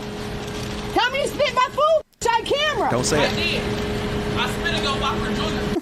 Come on, let's go to the police station. No! What are you doing? Don't rat yourself out on camera. I mean, she clearly a bitch. I understand. Sometimes you just gotta spit in customers' food. It just happens, right? But never admit it. What the fuck? And all right, that is my very short what the fuck section. What time is it? Ooh, 9:09. I am rolling through this show. Gonna be overtime tonight. Hell yeah, might do a 3-hour Saturday show. You guys are blessed. All right, let's roll. Let's do the next section. You know what it is? It's called Trash World. And it goes a little something like this. Trash World! Trash World! Dumpster fire, hell is Trash World! Trash World! And first off, on tonight's Trash World, cops! Trying to snatch my crops. These pigs want to blow my house in. Always got to abuse their authority, folks. So, this guy, as it'll tell you, the whole story would tell you this, but this guy works over here in this shopping center with his wife. And his wife brought her car that's registered to him. And he brought his motorcycle and parked somewhere else. And so he goes over to their car and looks in his car before he walks over here to his bike. And some white lady sees him and says, "Oh my God, there's a black dude looking through a car." And so she calls the cops on him. And here's what happens. Talking about abuse of authority. Just megalomania from the God-men. I dare you challenge me. How's it going, man? I'm Officer Lors, Clarkson Police Department. Put your phone down for a second. What do you got in your pocket there? Is that just something hanging off your backpack? What is that, a hanger? What are you doing with that? Is this your bike? Yes. It's your bike? You got ID on you? Why do you need my ID? Because somebody saw you looking at cars, so I'm here just checking to see what's going on. You got ID on you? Yeah, I do, but did I do anything? Yeah, I'm figuring that out right now. I'll take a look at your ID, though. You don't need my ID unless I did something. Okay. Unless you're taking me in for something like that. Turn around, put your hands behind your back right now. Now! For what? Turn around and put your hands behind your back. You question the God-man. You didn't immediately obey. You're supposed to obey. Don't you dare question me, boy. I gotta assert my authority over you. I gotta put you in handcuffs, let you know your place while I figure this out. Now. For what? Before we get started, 108, pick it up. You're gonna obey me, or you're gonna go on the ground. Why do I need to obey you? Because I'm giving you a lawful order. For what? Turn around and put your hands behind your back. Did I do anything? Yes. Turn around and put your hands behind your back. What did I do? Do you want to get Excuse me? Turn around and put your hands. For what? Do you know I work here? Turn around and put your hands behind your back. Do you know I work here? This is my bike. Okay. So what did I do for you to approach me and then tell me that put my hands behind my back? Sir. What are you arresting me for? I'm not arresting you. Right now you're not cooperating with me. For what? And you're getting agitated. You asked me for my ID. Right. I don't have to give you my ID. Okay. Unless I've done something. What have I done? Turn around and put your hands behind your back. For what? Are you arresting me? And for what purpose? I'm detaining you. Detaining me for what? Why are you detaining me? You're not even listening. What did I do for you to detain me? It's not listening. Turn around, put your hands behind your back. Was there a report that I stole something? Yes. There was a report that I stole something. Turn around. You just said, hold on. Stop. 2-year-old Mark Domino drove his motorcycle to work and parked on the backside of the parking lot. Mr. Domino and his wife both worked at the same retail store in Clarkston, Washington, and his wife drove their car to work and parked on the opposite end of the lot. After Mr. Domino's shift, he went to his car before crossing the parking lot to ride his motorcycle home. As Mr. Domino was looking through his vehicle, a citizen parked nearby, Jody Brunell, noticed him, believed his actions to be suspicious. You saw one male walking from all the way over there. Clear over to here. And that's the male that we talked to. Yeah, I watched him. Okay. He got into 3 doors of that car, and then he just walked away and came clear over here. So I thought, well, that's not right. Okay. Well, that's not right. A black man looking through a car and then walking across the parking lot? Must be a criminal. Let me call the cops on him. How many cars did he look at? Just the one. Just the one. So one car, far. Like my pickup would a be gray parked. Chevy Aveo is registered to him. Same as the bike. Yeah, and the car's registered to him, dipshit. So now the cop's gonna lie about what happened because it's what they always fucking do. Okay. He could have. Just wouldn't talk to him? No. Gonna immediately blame him. He could have just told me. He could have. He started, like, he was just super agitated. You got ID on you? Why do you need my ID? And I'm like, listen, man, so right now you're being detained. Yeah, I'm figuring that out right now. I'll take a look at your ID, though. You don't need my ID unless I did something. And he got all jacked up, and so I'm like, okay, turn around and put your hands behind your back. I'm going to detain you. Unless you're taking me in for something like that. Turn around and put your hands behind your back right now. Now! He got all jacked up. He was literally just calmly asking what he did because you're abusing his rights. Obey me, or you're going to go on the ground. Obey you? Yeah, because I'm a god man. You got no choice. We legally can torture you. Paying compliance. Don't question, just do what we say. Fucking ACAB. Spam it with their heroes. It's one of the good parts about being a dust buddy. You get customized emojis like ACAB you can spam the chat with whenever we have bastards that need it. And folks, depressing as fuck. Did you guys know that the death count number from COVID might be 3 times higher than the official figures? Like, good God, the number of people who have died because of the COVID-19 pandemic could be roughly 3 times higher than the official figures suggest. The true number of lives lost to the pandemic by December 31st, 2021 was close to 18 million. That far outstrips the 5.9 million deaths that were officially reported. Like, holy shit. So remember when Trump, I'm going to show you. He was like, and I think we got our... We did such a great job on COVID, folks. Like they say, if we did nothing, they say if we were completely feckless in every way and did nothing whatsoever to stop it, that 2.2 million people would die. We did such a good job in America. The real number is probably something like 3 million. So more people died than Trump claims would have died if they did nothing, while he's patting himself on the back. And I think we got our most accurate study today, or certainly most comprehensive. Think of the number, 2.2, potentially 2.2 million people if we did nothing. If we didn't it was do 3 the million distancing, instead. If It was we didn't worse. do all of the, It was literally worse that we're doing. than if you did nothing, Trump. And the reason it was worse if you did nothing is because you created this atmosphere where wearing a mask was seen as unmanly, un-American. You created a situation where a cult built up around you that believed in vast conspiracy theories, like the vaccine was the mark of the beast, or was going to track or trace you, or was going to kill you. Literally worse than if you did nothing. Now, when you hear those numbers, you start to realize that with the kind of work we went through last week with the $2.2 trillion, it no longer sounds like a lot, right? So you're talking about, when I heard the number today, first time I've heard that number, because I've been asking the same question. So anyway, shocker. It's worse than if we had no president at all. Someone had said 3 million Americans didn't die in America. How the fuck do you know? I don't believe your ass. What the fuck in this trash world? Kim Kardashian, Miss Sex Take McBooty, wants all of you to know that the fact that you guys aren't a billionaire like she is because nobody wants to work for their success. You know, like Kim Kardashian. The meritocracy in America, where only the best of the best achieve great success. Why aren't you women successful as her? A woman who literally got rich and famous because she has a big butt. Want to bitch at us because we ain't working hard enough. Kim Kardashian believes nobody wants to work these days to achieve success. The 41-year-old star has built a business empire on the back of her TV fame. But Kim questioned whether other people are willing to work as hard as she has done for her success. Kim, who has North 8, State 6, Chicago 4, and Psalm 2 with her estranged husband, that's a lot of names. I have the best advice for women in business. Get your fucking ass up and work. It seems like no one wants to work these days. That's right, women. The fuck's wrong with you lazy chicks out there who don't want to work like Kim Kardashian?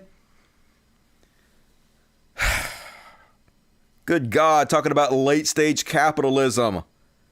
This whole system needs to fucking implode yesterday. There needs to be a maximum wage, where if you make over a certain number of money a year, it's taxed at 99%. Fuck all these human pieces of garbage. Just fucking ridiculous.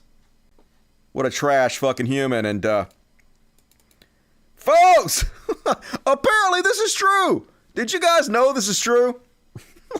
There is actually a character in the Harry Potter books, a black character named Kingsley Shacklebolt. Oh, God, she is so dumb. She's so ridiculous. The writing in Harry Potter is so terrible. Why do people like these books? I would be surprised if the other black character in the book was like Godly Whipped Back. Yeah, Kingsley Shacklebolt and Godly Whipped Back, the two most powerful black men in the Harry Potter universe. Not to mention the Jewish character, Crooked Nose Money Lover. Just Harry Potter, just a fucking train wreck. So anyway, Harry Potter author JK Rowling had a little bit more controversy this week because pretty much every opportunity she gets now, she just doubles down on transphobia. That's what happens with egomaniacs a lot. Cannot fucking stand to be criticized in any way. Can't reflect on the harm they've caused. Can't admit to wrongdoing, so they continuously have to double down on it because it feeds their egos. So it's almost not even mentioned covering what the actual controversy was about, but I'll go over briefly. JK Rowling accuses Labor of canceling women. Cancel culture. on International Women's Day after their shadow equalities minister refused to give a definition for female. So basically she was like, okay, I want you to define what a female is. And so the woman basically said, well, it depends on like the context of what you're talking about, which is an understandable argument. It's like if you said, hey, give me the definition right now of what you think a mother is. Well, I mean, the basic definition of what a mother is someone who gives birth to a child, right? But depending on the context, it could actually mean other things. A mother could refer to a stepmother or to an adopted mother, someone who actually didn't give birth to the child, but they are still mothers. So it depends on the context and the way you're using the word. That's what the definition goes by. Completely understandable point she was trying to make. But nope, you're canceling women. You got to give the exact definition of female that we want and not pretend like context matters, but context does matter. And so, like I said, Rowling just being fucking transphobic as shit, as she does all the fucking time, because she's a goddamn idiot, right? So then I was reading Newsweek, and imagine my shock when I saw Vaush.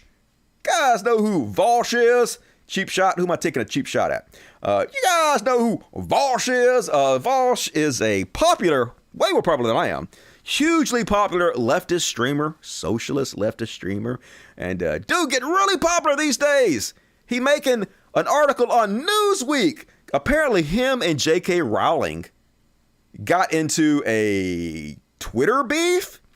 And so, folks, before I start this, I just want to say, Vaush is not my enemy. I don't even consider Vaush a competitor of mine. What me and Vaush do are completely different things. Vaush is a debate bro, and he's really fucking good at what he does. As my friend L is always telling me, Vaush is way better at debating than I am. You know, which makes sense because that's his job, and that's not my job. But what I do is an entertainment show. And I honestly, I know it's conceited once again, I honestly think I am way better at putting out an entertaining show than Vaush is. But Vaush is way better at debating than I am. He's way better at the debate bro thing than I am. And 98% of what Vaush says, I agree with. I think Vaush does a great fucking job the vast majority of time. I am not an enemy of Vaush, which is why I don't spend very much time shitting on Vaush. However, Vaush fucked this whole situation up. Vaush made JK Rowling look good here. Vaush hurt trans women in this debacle, in my opinion. So let's go over it. So basically, he puts out this tweet shitting on JK Rowling, and he decides to be ironically sexist on Women's International Day. And I know, like, it's just jokes, bro. I know Vaush is an edgelord. I know this is what it's all about. This is how you get popular today, folks. It's extremely difficult to get popular unless you're willing to be an edgelord. And it's easy to understand why. When you're an edgelord, you say controversial things on purpose to get attention. And if you're not willing to do that, it's hard to get that attention. But if you are willing to do that, not only do you get these sycophants who suck your dick constantly defending you, but since you've outraged other people, they're talking about you, which gets eyes on your content, which makes you hugely popular. Which is basically what Vaush is sort of all about. So Vaush says, all JK Rowling had to do was shut the fuck up, and she could have been almost uncritically beloved for like a century. Then he goes on to say, women being quieter and start apologizing challenge, which is like, you know, I know it's supposed to be edgy, ironic, sexist humor, but all this fucking did was give TERFs and anti-trans people ammunition. Now, first off, I'm not blaming Vaush for having a major impact on trans panic, trans fear, all this stuff that's going to hurt trans people. This stuff is like a giant bucket with little drops in it. And all he's done is put another drop that helps them into their bucket. It's minor in the grand scheme of things, but every little drop does help them. And unfortunately, the trans panic that is being spread by conservatives is a hugely winning issue for them. As we're about to show you with all the bills they're passing. All the oppression that they're causing to trans people. Literally criminalizing being trans now. And this shit don't fucking help. Because what happens is exactly what happened here. JK Rowling used Vaush as an example of the trans supporters who are actually misogynistic and sexist and make our side look incredibly fucking bad. She says, what you and your ilk fail to appreciate is how tediously familiar I find your tactics. I had a violent ex-husband who used to tell me life would be great if only I comply. But you're making the same mistake he did. Women like me can't be bullied out of resistance, to which she got almost 90,000 likes for. Love Vaush or hate Vaush, whatever. He lost this war he had with JK Rowling. She won it.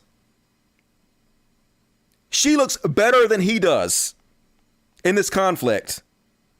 And the people who are hurt by this are trans people. 100%. Now, does Vaush care about that? It doesn't seem like it. It doesn't seem like he actually gives a shit. Because, like all these edgelords, whenever they do something purposely to be edgy or controversial, they always double or triple down on it.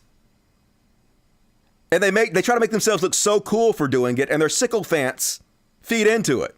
Here he is, no streams today. I will be recording a video on how Diogenes, I don't know how to pronounce that word, would have been far, far more sexist to Rowling than I was. Well-behaved male live streamer seldom make history. It's just always like, I'm so cool for doing what I did.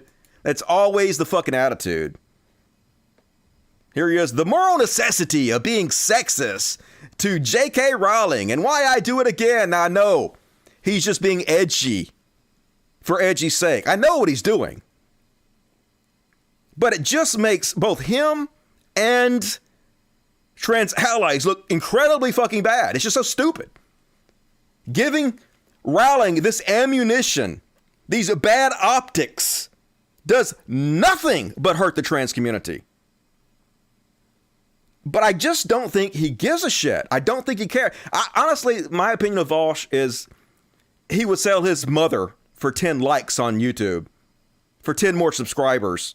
You know, like we call him Beverly Hills Man Bun for a reason, even though he doesn't have a man bun anymore. He's like this guy who makes, what, $500,000 a year, grew up in Beverly Hills. I just don't think, I mean, he does a great job speaking about these issues. He's very eloquent. He speaks way better than I do. But does he actually give a shit? I don't know. I question it. I question if what he's doing is really to help trans people, to help promote socialism, or just because it helps make him money and gets him attention and fame. But, you know, maybe I'm wrong. Maybe I'm totally wrong about this. But here's Dario saying, I'm disappointed that Vaush made an entire video about this tweet, where the main argument seems to be we shouldn't care about optics when we are fighting with the far right, completely disregarding that we care about it because the normies and people in the middle. To which Vaush responds, you a retard. So, I mean, like, okay. I mean, it's just stupid. Like, it's just so fucking stupid. The optics are great for Vaush. Here's another problem that I have with Vaush too. Like Vaush's fan base, not all of them. Now, Vaush is a huge fan base, and you can't be like 100% responsible for what your fan base does. But there is a huge percentage of Vaush's fan base that is toxic as fuck. Just cretins. Just absolute fucking cretins. They're the 4chan people who love blood sports, and they don't actually care about these issues. They just want to see somebody get owned. And so they will flip-flop from one side to the other in a goddamn heartbeat as long as they feel like they're on the winning side and they can see somebody get owned. They're just insufferable. It's almost like he's created a fucking cult of sycophants who would just defend any fucking thing he does, never hold him accountable for shit, because they feel like they're on a winning team. It's this parasocial bullshit that is so unbelievably toxic and gross that I don't want to have any fucking thing to do with. But anyway, he also, like, and I will, like, hand it to him right after this, what he did was he used this controversy, sort of. He didn't really have to use this controversy. He was already really popular. He could have done this anyway and have been just as successful. But then he earned $300,000, $330,000, something like that, for Ukrainians, for the Ukrainian war. So this is how they get away with it for. It's like if you called a black person an N-word, and then you use the controversy to raise money for BLM, and you're like, hey, who cares? Who cares that I called this black person N-word? Look at all the money I raised for BLM. But no, that's bullshit. You don't just get to raise money for charity and have it absolve you of the wrong you did. But that's what his fans will point out. His fans will point out, oh, he raised money for charity. Why don't you give a shit about that? It's just, it's good. Like, I'd rather you do a good thing for a bad reason than, not do it at all. But at the same time, it's kind of transparent what you're doing at the same time. So anyway, but like I said, even me talking about this helps Vaush. The controversy hurts trans people. It helps JK Rowling because it makes her look better, but it also helps Vaush. And I think that's all he really gives a shit about. Me talking about him right now, I'm playing right into it. You guys, a lot of you are going to go check his shit out now because I've talked about it. So once again, controversy helps you. It doesn't hurt you in this goddamn trash world. And, but this stuff has a real world consequences. Oh God. Okay. Resident One, could you please leave my show and never come back to it? Please. Resident One, just let me put this up. Resident One, this is what I'm talking about. When I'm talking about the Vaush sycophants, the absolutely dumbest shit, fucking dumb as dirt, bottom of the bottom Vaush fans. This is what they do. This is the same thing that Trump's supporters did. Whenever you point out a valid criticism of them, instead of accepting the criticism, next subject, fuck off. Fuck off. You also fuck up, Pablo. Whenever you rightfully criticize them, they try to distract from your valid criticism by saying, Vaush derangement syndrome. You're just deranged. Like you don't have any right to criticize somebody when what they're doing is actually hurting people.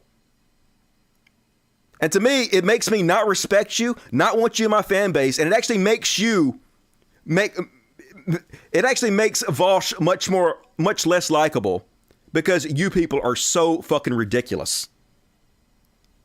It's just you're such idiots. Like, don't you have any kind of integrity? Don't you know that this stuff actually hurts trans people? It may not affect you, it may not affect Vaush, but it actually hurts people in real life. And it's valid to point out the criticism without you trying to hand wave it away because you're a fucking sycophant in your little cult that think your parasocial relation with Vaush means he can do no wrong. It's stupid as fuck. And let me show you the real world consequences this shit has. Like I said, not putting it all on Vaush. It's just drops in a bucket. And the bucket fills up and it leads to shit like this. Texas confirms 9 investigation of transgender minors receiving gender-affirming health care. The reason this trans fear is such a popular issue with conservatives is because people like JK Rowling are able to make themselves look good like they have a fucking point here when these optics go so horribly wrong for our side. And it's not, like I said, not fully responsible, but the drops in the bucket lead to shit like this. They've criminalized being trans. They've criminalized trying to help your children do what they have to do not to grow up and kill themselves. It's not a good thing, folks. And it's nothing to do with Vaush derangement syndrome. It's real world fucking consequences for real world fucking actions. Here's another one. Idaho House just passed HB 675. It passed by a vote of 55-13. It would make providing gender-affirming care to trans teens a felony with a life sentence. Worse, it makes leaving the state with your trans teen to move elsewhere and provide them with care a felony as well. I know it doesn't affect a lot of you, so you don't give a fuck. But how good of a person you are usually boils down to how much you care about issues that don't actually affect you. About having enough empathy to care about other people. Not to want your actions to negatively affect them. Just, you guys are so stupid. Like, it's like a cult. It really is. Like, I'm at a fake cult. Like, the cult of death is a fake cult. But when anybody acts like this to me, when they act like I don't fuck up, when they act like I'm above criticism, that shit bothers me, yo. That's one of the reasons I don't want to be more popular than I am. Because It's creepy as fuck, to be honest with you. And, all right, moving on. Jussie Smollett got sentenced to some prison time recently, and holy fuck, this guy is just out of his goddamn brain. Speaking of what the fuck. So, the judge basically sat there and told him he thinks he's lying about everything. He thinks he's a narcissist who perjured himself for hours and fucking hours. And so his response is to go out on some kind of weird-ass rant that, hey, they're going to try to suicide me. Don't believe it if I commit suicide. Nobody trying to suicide you, you lying motherfucker. Look at this weird asshole. Okay, I am not suicidal. Okay? I am not suicidal. I am innocent, and I am not suicidal. If I did this, then it means that I stuck my fist in the fears of black Americans in this country for over 400 years and the fears of the LGBTQ community. Your Honor, I respect you, and I respect the jury, but I did not do this, and I am not suicidal. And if anything happens to me when I go in there, I did not do it to myself, and you must all know that. I respect you, Your Honor. I want to comment on what some of you guys are saying. Kind of a stretch to blame the Vaush JK beef. I didn't do that. I said it was like drops in a bucket, and he's not majorly responsible, he's minorly responsible. See, that's one thing. You guys can't even address my arguments in a fair way, right? Because you have to defend Vaush regardless of what I said. So you have to twist things to make them what I didn't say in order to defend your boy. That's what I'm talking about. The creepy parasocial shit. Kind of a stretch to blame. Let me go and pull this out. Kind of a stretch to blame. God damn it. To blame the Vaush JK beef on anti-trans bill. Conservative would have done this either way. Sure. But like I said, all these drops add up to the situation. Does it help? Did this situation help the trans thing? Did it help at all, or do you think it hurt? And do you think the fact that it hurt is worth criticizing or no? No, they hadn't done it anyway, so who gives a fuck, right? Why criticize fairly when it would happen anyway, right? You see how stupid that is? Do you see how stupid you sound? Do you see how much it makes it hard to take you fucking seriously, where you just sound like a fucking idiotic fanboy? Like you're in a fucking cult. That's what it sounds like. I just don't have any... It reminds me of the drunken peasants thing, where the drunken peasants were asking me to go on tour with them. And then I didn't want to have anything to fucking do with them. It wasn't just because of them. It was because of the fan base, the toxic fan base they had built around themselves is the same kind of shit that Vaush has been building around himself. Not all of it, but some of them. Like, you motherfuckers, I don't even want you as fans. Like, I'm doing fine. Like, I don't need a lot of, like, I'm embarrassed of you. I do think your fans represent you. And when you guys are telling people you're fans of mine and you're this fucking stupid, can you fuck off? Like, I don't want you. It's like Jimmy Dore, and it's not, like I said, not all of Vaush fans. Most of Vaush fans are totally cool. It's this subsect of toxic motherfuckers that don't have the ability to think for themselves, to do nothing but defend instead of rightly criticize when it's necessary. And, all right. Just we're talking about, oh yeah. So anyway. Jail time. Nobody's suiciding you, Jussie Smollett, okay? Like, what is wrong with you? He keeps doubling down on this over and over again that he's innocent when nobody fucking believes it. It would be so much better for you if you just came out and said, hey, I fucked up massively. I'm a goddamn idiot. I was just trying to get publicity for my show, which I think is a good show. And I went about it the incredibly wrong way, and I know what I did actually hurt black people who are actually abused and have racism and hate crimes committed against them. I know what I've done is unforgivable, but all I can do is admit my wrong and say I'm sorry and try to make amends for the wrong I have done. And hopefully someday people will realize that this one mistake does not define me, that I am better than this, that I will rise above this, and someday society can forgive me for this. But until that happens, I will work every day to rectify what I've done. That's literally all you have to say, motherfucker. But no, he can't do that. That's what happens when egos get in the fucking way. Never admit when you're fucking wrong. Double down, triple down. Just fucking exhausting, dude. So enjoy the ramifications of it. Not gonna be pretty. And let's see what the fuck you guys are saying. Since we're doing a 3-hour show tonight, I'll read lots of what the poor said. Damn, Dusty, chill. Nope. Dusty does not chill. I'm just going to say whatever the fuck I want, whatever I think. And like, if you guys don't, I mean, you guys can watch yourself if you want to. But if you're like stupid, just don't tell me about your fans of mine, right? Because it's embarrassing.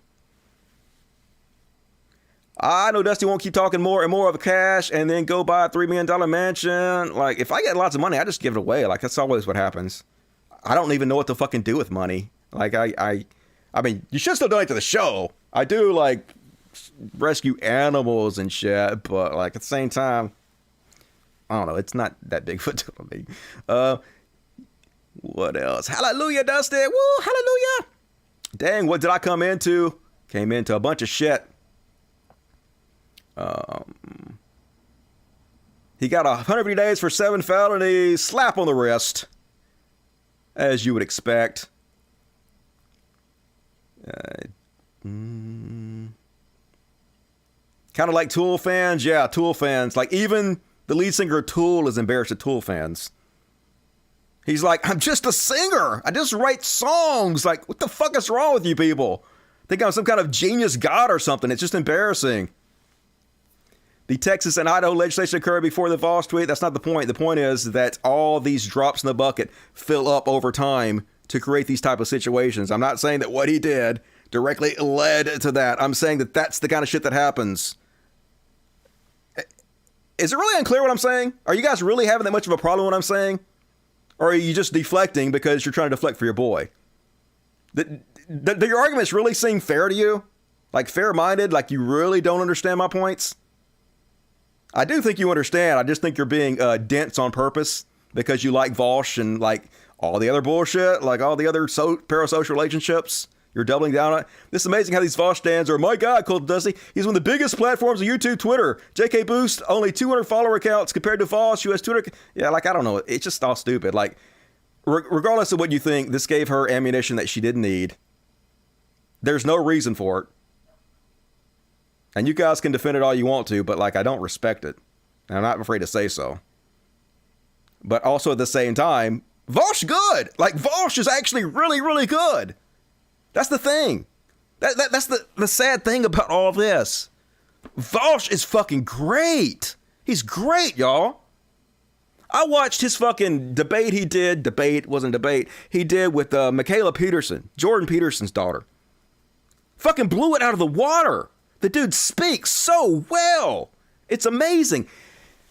But then there's this edgelord thing that doesn't fucking help anything except for Vaush. It helps him become more popular, him make more money, but it hurts the other side and it's unnecessary. Dusty, are you currently watching any shows? Have you watched Ju-On Originals? I just finished, I told you guys about Vice Principals, which I thought was really good. I was also watching, what was I watching? The Last Kingdom, new season's coming out. I just watched that. The new show Severance is pretty good. It has a unique idea. I guess it's not a spoiler to tell you guys the basic premise behind the show. Basically, in some kind of alternative society, they have the ability to segregate your memories. And so certain people choose to take jobs where when they go to the job, they don't remember anything that happens when they're not at work. And when they go home, they don't remember anything that happened at their job. So they have two different personalities completely separated from each other. So the version of them that is at work all the time. They never get to sleep. They spend their entire existence just working, which is pretty hellish. And they're enslaved by the other version of them that makes all the decisions for them, that they have to go to work and spend all their time there forever. So it's kind of an interesting storyline. Tool has cool music. I love fucking Tool. Tool is awesome. You may think Tool has 4 good songs, but Vaush is Betazoid. Vaush is very good at what he does. Like, just outstanding. Like, I wouldn't mind or be surprised to see Vaush run for office someday. I would vote for Vaush to run for office someday. I think that a lot of this shit that Vaush does is just because he's young, you know. It's like 100% exactly the same shit I did. 100%. All my old videos. My starting point in all my old videos was, how can I say something edgy and controversial in order to get views? And it doesn't mean I didn't believe what I was saying, Doesn't mean that I wasn't trying to make good points on what I was saying. It's that was the starting point for everything. So I totally understand the mindset. Tool Sober is great. Tool Sober, definitely. That's a great song. I would sing it, but I'm going to move on. All right. And Spotify lost 1.5 million subscribers. But don't worry, folks. Joe Rogan not to blame. Hell no. It's because of Russia. They pulled out of Russia, and that caused their slide. But I don't know how much I believe that, folks. I definitely think Joe Rogan probably had something to do with the fact that they lost 1.5 million subscribers overall. But who knows? But speaking of Joe Rogan, he on the same shit he's always on. The same old boomer shit. Wokeness killed great comedy movies. You're not allowed to say anything anymore, says Joe Rogan. So comedies are dead. And he's like, remember, we had awesome comedies like Kingpin and The Hangover. Now you can't even have a movie like that anymore. And I'm like, dude, God, this is such a fucking ridiculous boomer take. This is how old people have always felt. Old people have always felt like new shit is not as good as old shit because they can't change their times. But the fact that there are still a lot of great comedies out there have not changed whatsoever. Rogan says, is there a woke comedy movie? No, because this is a nonsense term that you guys made up. So no, there's not a woke comedy movie, but there are plenty of people out there who would be what you called woke who do comedy. I'm one of them. I tell jokes fucking constantly on this goddamn show, and there are a lot of very, very talented writers in Hollywood who you would also call woke who make movies. But the idea that there are no funny movies these days is totally ridiculous anyway. You ever seen Taiki Wakati or whatever the fuck that guy's name is? His Jojo Rabbit movie where he plays Hitler. That fucking movie is hilarious. Hell, like if you want to talk about The Hangover is not even a funny movie. It's not even a good movie. But if you want to talk about a similar movie to that's actually pretty funny, John Cena's movie, Vacation Friends, actually is a pretty fucking funny movie and came out recently. So just because you are so cynical, you don't like comedy anymore these days, Joe Rogan, doesn't mean that comedy is still not being made consistently. It's just that you're too boomer and ridiculous to appreciate it, right? And also the fact is that movies are kind of out of fashion these days anyway. Because of the streaming services, like we're in the golden age of television. So instead of like comedies being movies these days, they make them into shows. And there's tons of really, really exceptional comedy shows. Like Vice Principals, I was just talking about. There's a fucking ton of funny ass comedies that are TV shows. So once again, Joe Rogan, full of shit, out of touch. And last up, folks, on the what the fuck. This would normally be in the Karen section, but we'll just play it in the what the fuck section. It's, come on. This racist ass guy on the New York subway, and he ain't afraid to let you guys know. He thinks all you Asian folk should die. Super genius. They're recording it. You feel good, right? Well, I'm protecting myself because you're talking about violence towards Asian people and I'm Asian. Oh, yeah. They need to all die. Okay. I have the freedom of speech. I believe they need to all die. I have the right to say that. You absolutely do. And I have the right to record you. Yeah. Great. I think all Asians should die. Well, we're both legally doing what we're doing. Yeah, and I'm legally doing what I'm doing too, without breaking no laws or crimes or statutes of any state or government. Right? Now, why do y'all come to our country, but no Americans be going to y'all country? Where the hell are you from? This isn't your country. You Native American? Where do you come? Why? Are you Native American? Is this your fucking country? This why do Chinese people migrate over to the United States of America? Why did you migrate over? Why did you migrate over? I was born in this country. Yeah, so was I, bitch. I was born in St. Vincent's down the street, bitch. All right. Okay. So why do Chinese people keep coming over to our country? Where did you migrate from? Stop migrating to my country. Where are you from? My father's Puerto Rican. My mother was Irish, Italian. Chinese people are. What's up? What is this? Wait over there in front. I don't appreciate people standing behind me.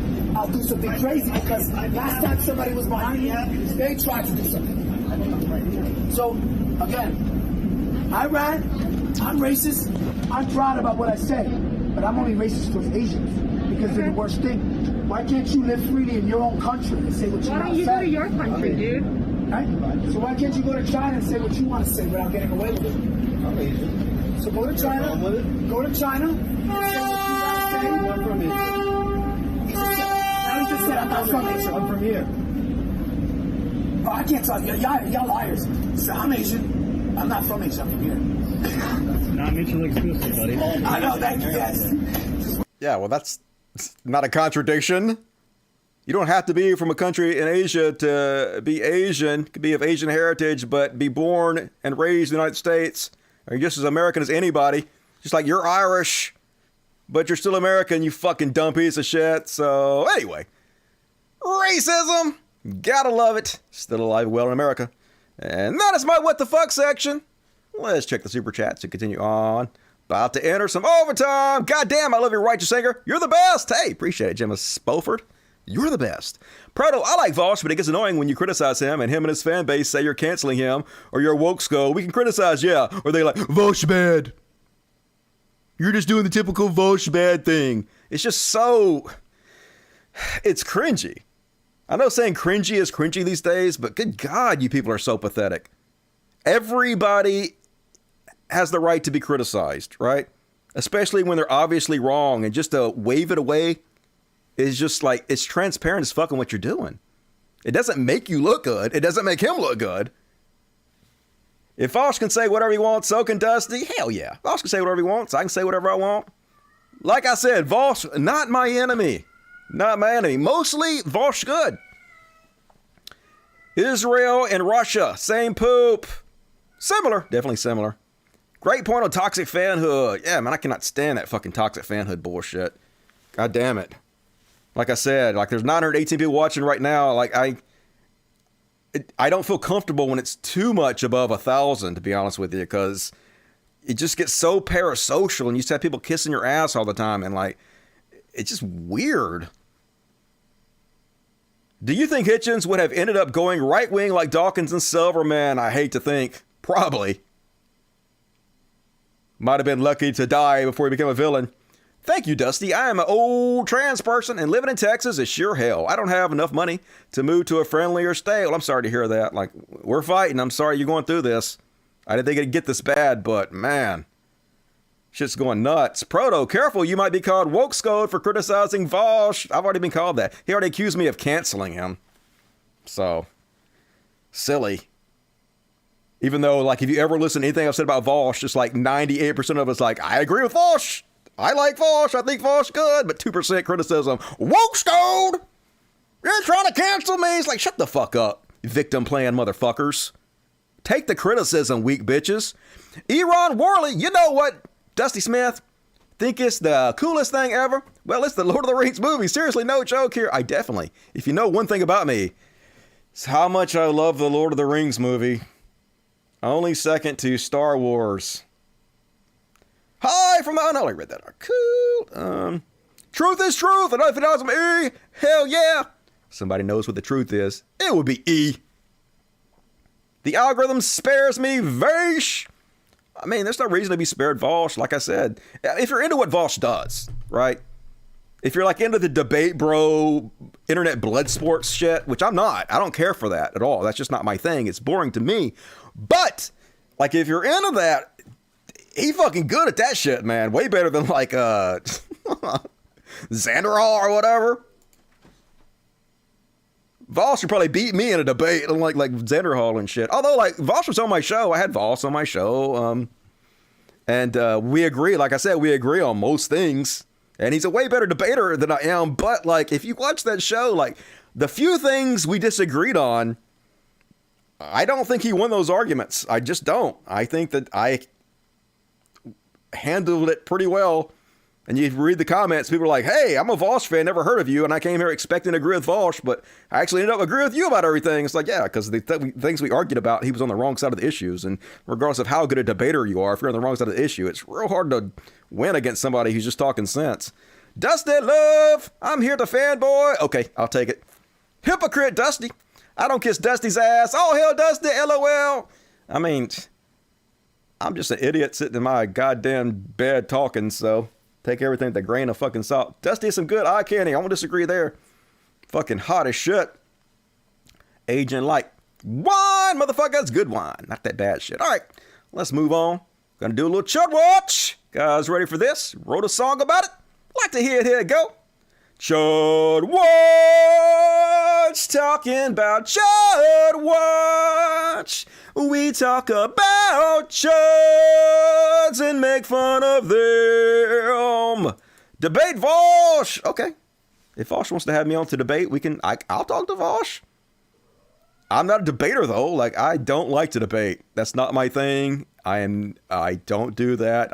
I get nervous in debates. So, I wouldn't expect I would win a debate with Vaush, but I would go talk to him. I don't give a shit. Like, it's fine. Like I said, I agree with him on most things, so it'd only be a few things that I would disagree with him on. If he wants to talk to me, we could talk about them. First off, on the Chud Watch, former President Donald Trump going on some kind of UFC podcast, because of course he did. And it's always about him, folks. Don't we wish he were president during these trying times? Because here's his thoughts on the Ukraine. It would have never happened. And we did talk about it. I mean, he definitely wanted Ukraine, loved Ukraine, would never have happened. What do you see happening next then? Because it seems like the tensions are high. How does this all end? Is this going to be like a long-term thing? How do you see it unfolding? Well, and I said this a long time ago, if this happens, we are playing right into their hands, green energy. The windmills, they don't work. They're too expensive. They kill all the birds. They ruin your landscapes. And yet the environmentalists love the windmills. And I've been preaching this for years. The windmills, and I had them way down, but the windmills are the most expensive energy you can have. And they don't work. And by the way, they last a period of 10 years. And by the time they start rusting and rotting all over the place, nobody ever takes them down. They just go onto the next piece of prairie or land and destroy that. It's incredible that they want... So that's right. What do you think about Ukraine? What would you do differently? Windmills! I would destroy all of the windmills. This dude's super going to be president again, y'all. We are doomed as fuck. And, folks, did you know that Trump funded his entire first campaign out of his own bank account? Of course you didn't, because it's not true. I mean, he did give himself a loan, which he paid himself back and with interest. Obviously, done nothing but take giant fucking bribes and donations. But don't let facts get in the way of your goddamn lies. Impeachment begins. I still have the article. This is when impeachment begins. Guys, 12 minutes after a guy who spent all of his own money to run, funded the entire thing himself, that first campaign, impeachment begins. I still have the article. This is when impeachment begins. Guys, 12 minutes after a guy who spent all of his own money to run, funded the entire thing himself, that first campaign, impeachment begins. I still have the article. This is when... So, bullshit! But it's to be expected. All they do is lie. It's all they're capable of. And overtime! Who loves overtime?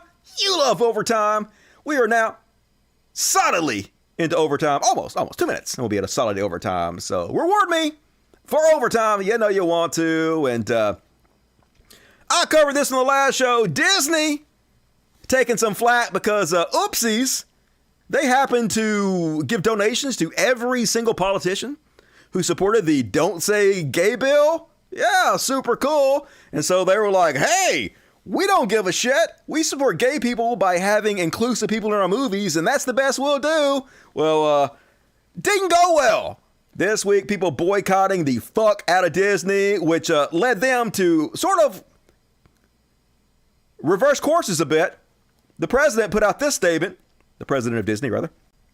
To my fellow colleagues, but especially our LGBTQ plus community, thank you to all who have reached out to me sharing your pain, frustration, and sadness over the company's response to the Florida Don't Say Gay bill. Speaking to you, reading your message, and meeting with you have helped me better understand how painful our silence was. It is clear that this is not just an issue about a bill in Florida, but instead, yet another challenge to basic human rights. This is because you guys continuously support these right-wing shitheads who are taking the rights away from trans and gay people. Very easy to understand. Fucking dickhead. You needed me to be a stronger ally in the fight for equal rights. And I let you down. I am sorry. They're only sorry because of the bottom line. Because they're losing money from the boycotts. Our employees see the power of this great company as an opportunity to do good. Then why don't you? I agree. Yes, we need to use our influence to promote that good by telling inclusive stories, but also standing up for rights of all. So how you gonna do that? Starting immediately, we are increasing our support for advocacy groups to combat similar legislation in other states, like never give money to right-wingers again. If you do it, then fuck you. You clearly don't mean what you say. But love to see him backpedal. Anyway, I'm still boycotting Disney, but I was always doing that because fuck that shit. And here's the Florida Lieutenant Governor. Gonna let you guys know, I dare you criticize the government. We will not stand for free speech.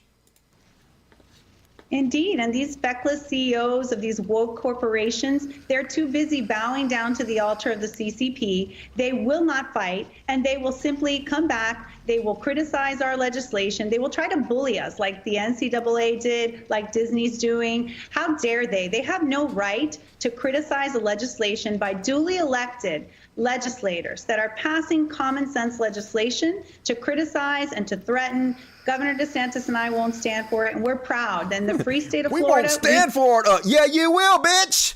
You gonna stand for it, you gonna sit for it, you gonna lay for it.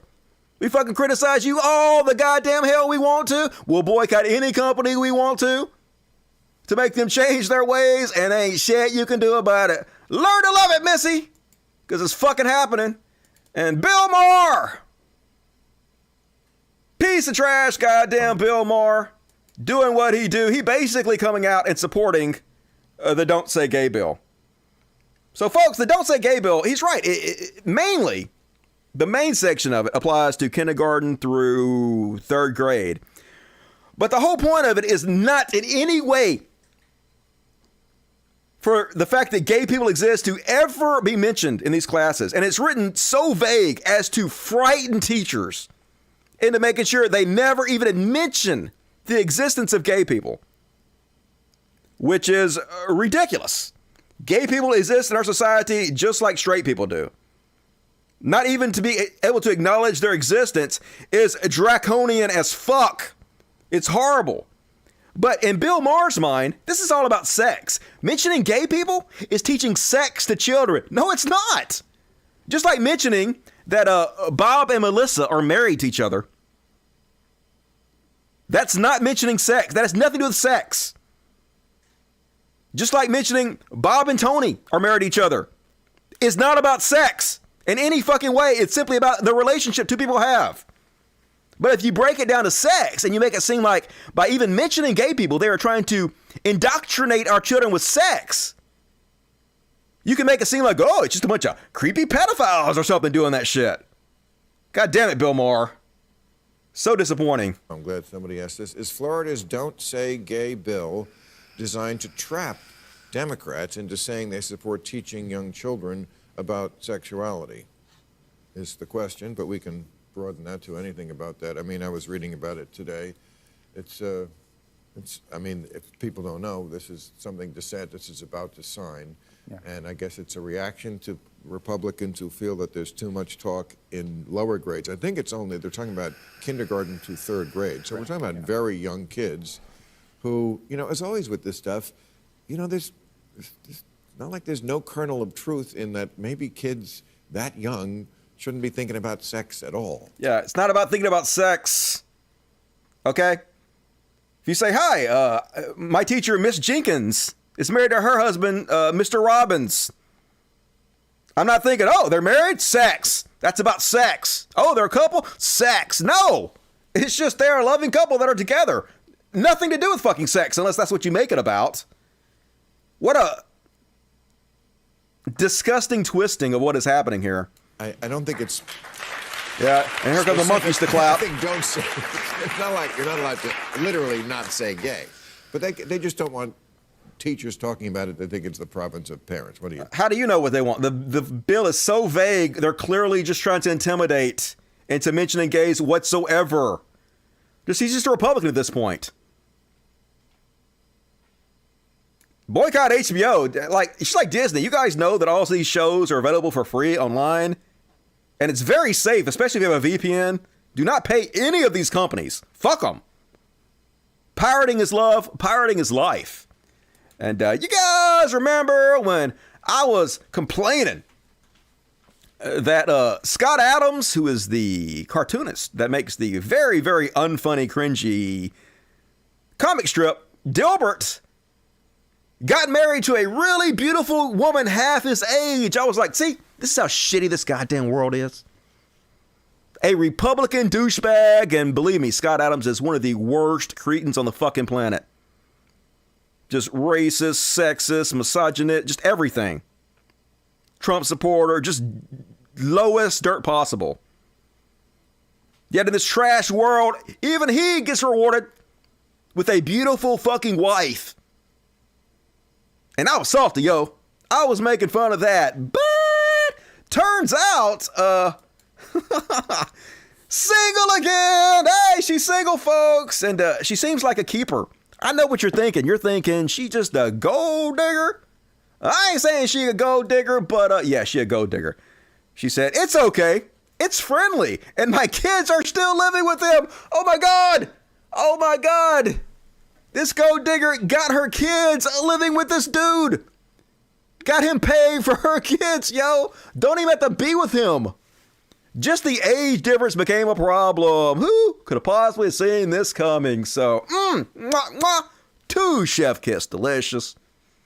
Is that what a cuck is when you raise somebody else's kids? I don't know, maybe not. And next up. Oh yeah, folks.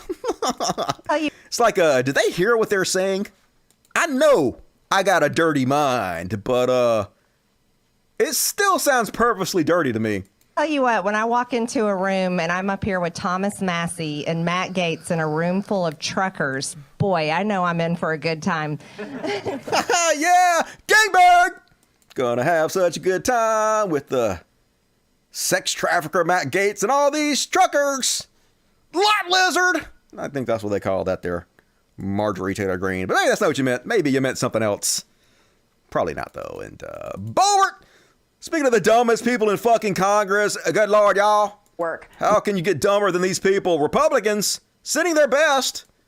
And this is it. Work, not OPEC. And I don't know who's running the federal government these days, Joe Biden or Prince John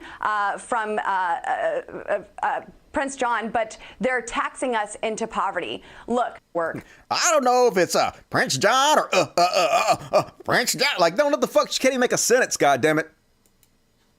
Which is ironic because that was not a very good sentence I put together either, but fuck y'all.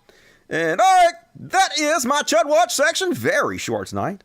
And let's check the super chats real quick, and we're going to debut a new section called Cool Shit with Dusty Smith. First time ever. Dusty. I already read it. All right, no new super chats. Hit the like button, everybody. Most of you have done it, but some of you have not. So, fuck you. Fuck you bad.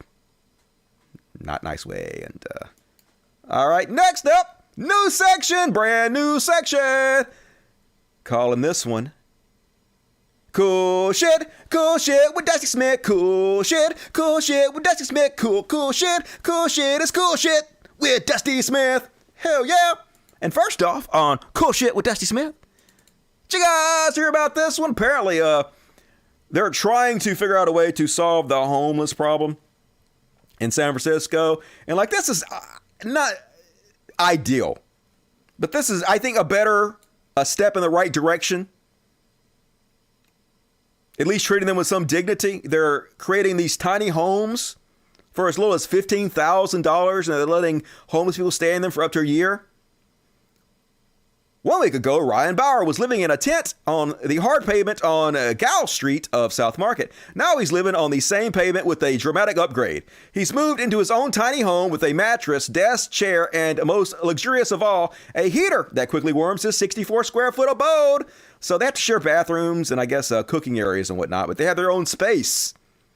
So that's good. Like eventually, obviously, in an ideal society, we would create affordable housing for everybody. We will basically subsidize everybody's living, where everybody has like a base subsidy of living, like a base house that we all chip in and pay for each other. I would like to see that happen. And then if you want like something above that, then maybe there could be a capitalistic system to, can work jobs above whatever you need for a basic living, but at least pay for the basic living for everybody. I think we can handle that as a society, but at least a good step, at least better than living in tent cities and whatnot. So good to see that. It's a start. And next up on Cool Shit with Dusty Smith. Finally, folks, I know we make fun of Elon Musk and his incredibly unsafe driverless cars. But apparently the U.S. eliminates human control requirements for fully automated vehicles, which is an important next step. And I'm really excited about this, folks. I think the future of driverless cars is going to be upon us very soon. And I can't wait for it. Now, are they completely safe? No. But even right now, they are 16 times safer than humans. So there's still going to be accidents, there's still going to be deaths, but it's just going to be a lot less. And eventually it'll be way better than that. But even now, it's pretty fucking good compared to stupid ass humans who are distracted driving and shit. So I'm looking forward to a world where I can just order like an Uber or whatever the fuck it is, have a driverless car show up, take me to Walmart and take me back without even having to own a car. I can't wait for that shit to happen. Future needs to hurry up, but we're getting there. I love driving. Driving overrated. And they made a joke out of this, folks. I think my city has run out of things to protest. And it's a sign. You deserve your whole penis. It's not your mother's penis. Circumcision prevents mutilation. And people are joking about it, but this is actually something that's worthy of protesting for. It's not something that just bore people protest about. And even though it's kind of an embarrassing subject, it's something I've talked about before, and I'm not ashamed to talk about it. I'm going to talk about it again now. My parents were hippies. And thus, I was not circumcised. And I am still not circumcised. And as someone who is not circumcised, I implore you, do not get your children circumcised. I know they've downplayed in our society the benefit of the foreskin, but as someone who still has the equipment, it is important. It feels so good when you have sex stuff done to it. You need that. And I know people, they have this really stupid argument that somehow it's a cleanliness issue. But I'm 47 years old, been uncircumcised my whole life. I have no idea who is having cleanliness issues with foreskin. Now, maybe in past times where we didn't have running water inside the house, maybe. But not a single point in my entire life has my dick been dirty. It's the easiest shit to clean in the world. So this is just nonsense. It is genital mutilation. Maybe it's not exactly as bad as female genital mutilation, but it's still bad. We need to end this barbaric practice fucking immediately, in my opinion. All right, that's my cool shit. Hope you guys enjoyed it. Yes, definitely. How is this cool shit? It's cool that people are out there protesting about it, in my opinion. I think that's not something to make fun of. I think it's actually a good thing for people to actually, for once, get out there and start protesting male genital mutilation. You don't think that's cool? And maybe we just have different bars on what we appreciate in society. And all right, folks, I got some heroes for you today. Hell yeah, let's do it. You know why? Because we could be heroes for just Billy Idol. Billy Idol. Hell yeah. Greatest musician in the history of mankind. Billy Idol. Here we go. Boom. Did it. Flawless. Flawless once again from Dusty. And first off, on the heroes section. So like I was talking about earlier, apparently it was International Women's Day. Day before yesterday, day before that, whenever. Bowie not Idol. I cannot believe somebody is correcting me. Really? You gonna correct me? You gonna pretend like David Bowie sang Heroes? Really? Like every fucking body on goddamn earth knows it was Billy Idol. Why are you even arguing with me about that? Just facts. And to commemorate International Women's Day, some of my favorite pics of women being badasses. And before I show you this, let me tell you why this is important. It's the same reasons I brought up when I was debating Xander Hall on why feminism is still so important in our society, why we haven't overcome the need for feminism. 73% of national lawmakers are men. 81% of businesses are owned by men, or run by men. 70% of those making six figures, men. 87% of millionaires, men. 73% of positions in STEM, men. Women still have a long way to go to reach parity in our society. And it's not just because, oh my God, they're choosing to be this way. Women are choosing. They have all the same opportunity. No, they don't. They still don't. So to commemorate International Women's Day, some of my favorite pics of women being badasses. First, Sophia Khan. I don't know the context behind any of this shit. But here she is just looking. This guy's obviously trying to intimidate her. I'm assuming this is some white supremacy bullshit. And she just looked at him like, motherfucker, what? Nobody intimidated or scared by you. You're a joke to me. You're a fucking clown. No fear whatsoever. And here's this badass woman attacking the Nazis. Get them. Get them, Ma. Look at this. Look at this one. No fucks given. Hero. Look at the fucking bravery shown here. Pussy Riot. Hell yeah, Pussy Riot. Heroes of Russia. Unafeared. Pussy Riot. And just so many of them, folks. Is a great thread showing the bravery of women throughout. Look at this. It's badass. Yeah. Stand still, motherfucker. Let me fix my makeup in your shield.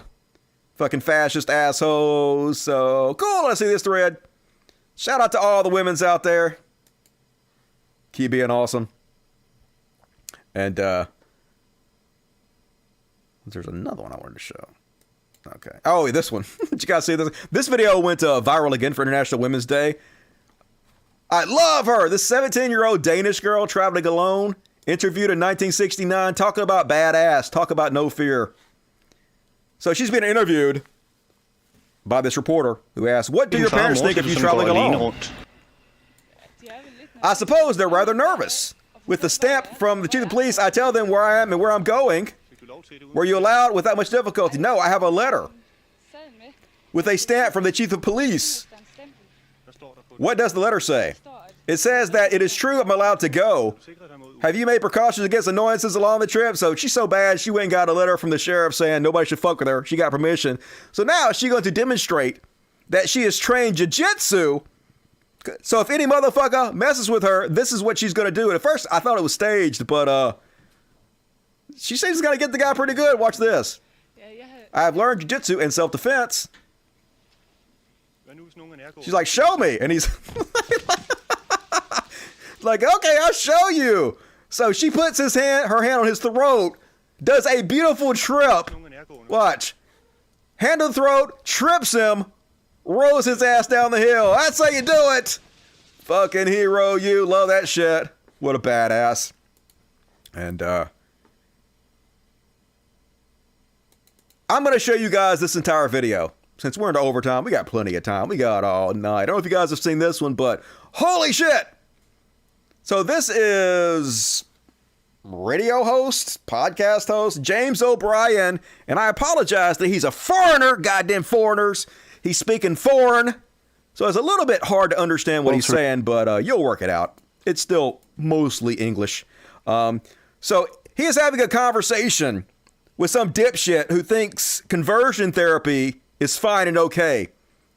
And this is 100% how you combat this shit. What a complete fucking boss. What an ownage.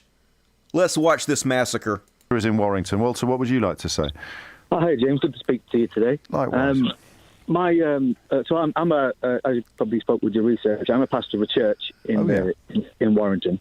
So we've all heard the stories of the gay conversion therapy of. Well, Damien hadn't, but I take your point. Yeah, I think most people. I presume it anyway. Normally, but you hear the stories of electric shock therapy. Even I read stories of even fathers attacking their daughters who came out as gay, and you hear all these sorts of stories. And obviously, I don't agree with that. I don't think that's right. I think that sort of thing is just abhorrent and just completely wrong, as most, I suppose, you say most people. But if a consenting adult, I know that's the term that's been used, and I know the conversation is more towards, originally the question was about the legal side of things. Yes. If a consenting adult came to me as a pastor and explained that he or she had same-sex desires or feelings, whatever word sort of way you want to say it or whatever. Yes. And I can't see that how me praying for them to help them overcome that, or again, however you want to word that, is the same as doing the other sort of things that was mentioned. Okay. Then sort of out, like you say, your question. Well, you're beginning on the premise that homosexuality is akin to an illness, which is part of No, definitely not akin to an illness. How hard would I have to pray to make you gay? No, I understand I'm going to insist that you answer that question. How hard would I have to pray to make you gay? I don't believe it's about how hard anyone has to pray for anything. Well, all right. How often would I have to pray? How likely is it that I could pray you gay?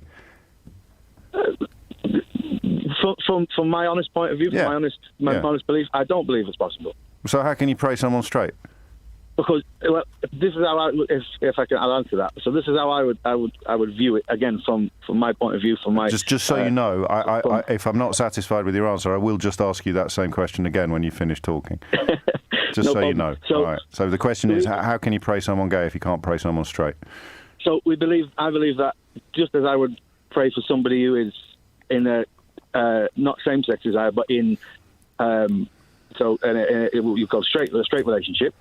So somebody that has those desires towards that same person of the opposite sex, that we would pray together if they came to me and said that they're having these feelings and they don't want them because they want to save themselves to a marriage or etc. Yeah. It's the same as saying, for me, it's the same as saying that about somebody that says they're gay. So it's not that being gay is worse or being gay is the worst thing that anybody could do or the worst act that anybody could do. No, because they'd still be gay. Yeah, of course they'd still be so gay. So you're just going to try and get them to not have a sex life? No, definitely not. I wouldn't try and get them not to have a sex life. So what are you praying? What are you praying for then with the gay person? Yes, if they have come to me, so it's not something as for a start. It's not something I would go to them and say, "You're wrong. I need to pray about this. Let me pray for you." Yeah. If they've come to me, but neither are you going to say when they come to you, say, "Well, don't be silly. There's nothing to pray for. Just go. I hope you find someone to love." You're not. You're going to say, "I'm going to help you fight your natural feelings." No, I wouldn't say that. No, definitely not. I'm honest. That's what you'd be doing. That's what you'd be doing. I'm honest person on that one, and I wouldn't say to them, do as you wish. If they've come to me and they've asked me, so in other words, if they've been inculcated into homophobic thinking or they're victims of a culture that preaches against homosexuality, they come to you because they don't want to be homosexual or they don't want to do homosexual acts or have homosexual feelings. You're like, you're basically the drug dealer, aren't you? And like I said, when I started originally, it's not about so much just about. Yeah, but I'm going to do that thing I told you I was going to do. If you can't pray yourself, if I can't pray you gay, how can you pray someone else straight? No, it's not about me praying. It's about they've come and asked. So if they want that, but then you as a good citizen, never mind as a man of God, you should be telling them that they've got nothing to be ashamed of, and that their feelings are natural and beautiful and God's will. But again, obviously, it depends on the on All the. right, we'll cut it off there. But man, what a fucking ownage! That's how you handle that shit. From hero boss James O'Brien, love it. And did you guys see this one? Gotta give a shout out here to Biden. Usually don't do that, but finally they're fixing the post office, folks. Now we've had decades of Republicans trying to sabotage the post office because it's a government organization, and so it's got to be evil. So they have purposely tried to bankrupt it. But the post office is extremely important, especially for poor folks. And an overwhelmingly bipartisan deal that eluded past administration's Congress sends to President Biden landmark financial overhaul of the Postal Service, which USPS says would allow it to modernize and invest in efficient services.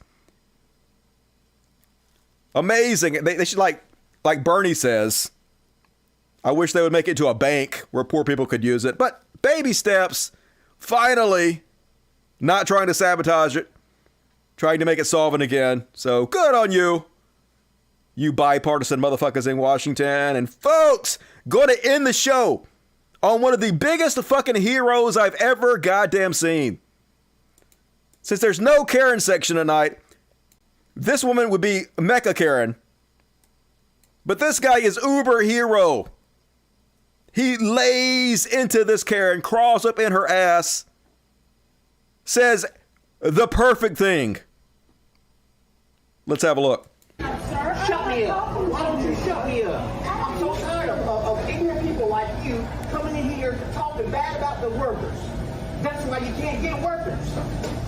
to sit here and listen to some bitch come in here and talk shit to him. Let that man work. That man ain't talking to me, bro. He's doing the best he can. It doesn't matter what I like. I can tell you don't like it. Well, too bad. Go someplace else. Go to Burger King. Have it your way. Have it your way at Burger King. Would you shut the fuck up? I just said that. I said, shut the fuck up. I don't care who you call. I could care less. Excuse me, can you call the police? You call them. Yes, you can. You call them. You see their business. Well, then get the man at the back of the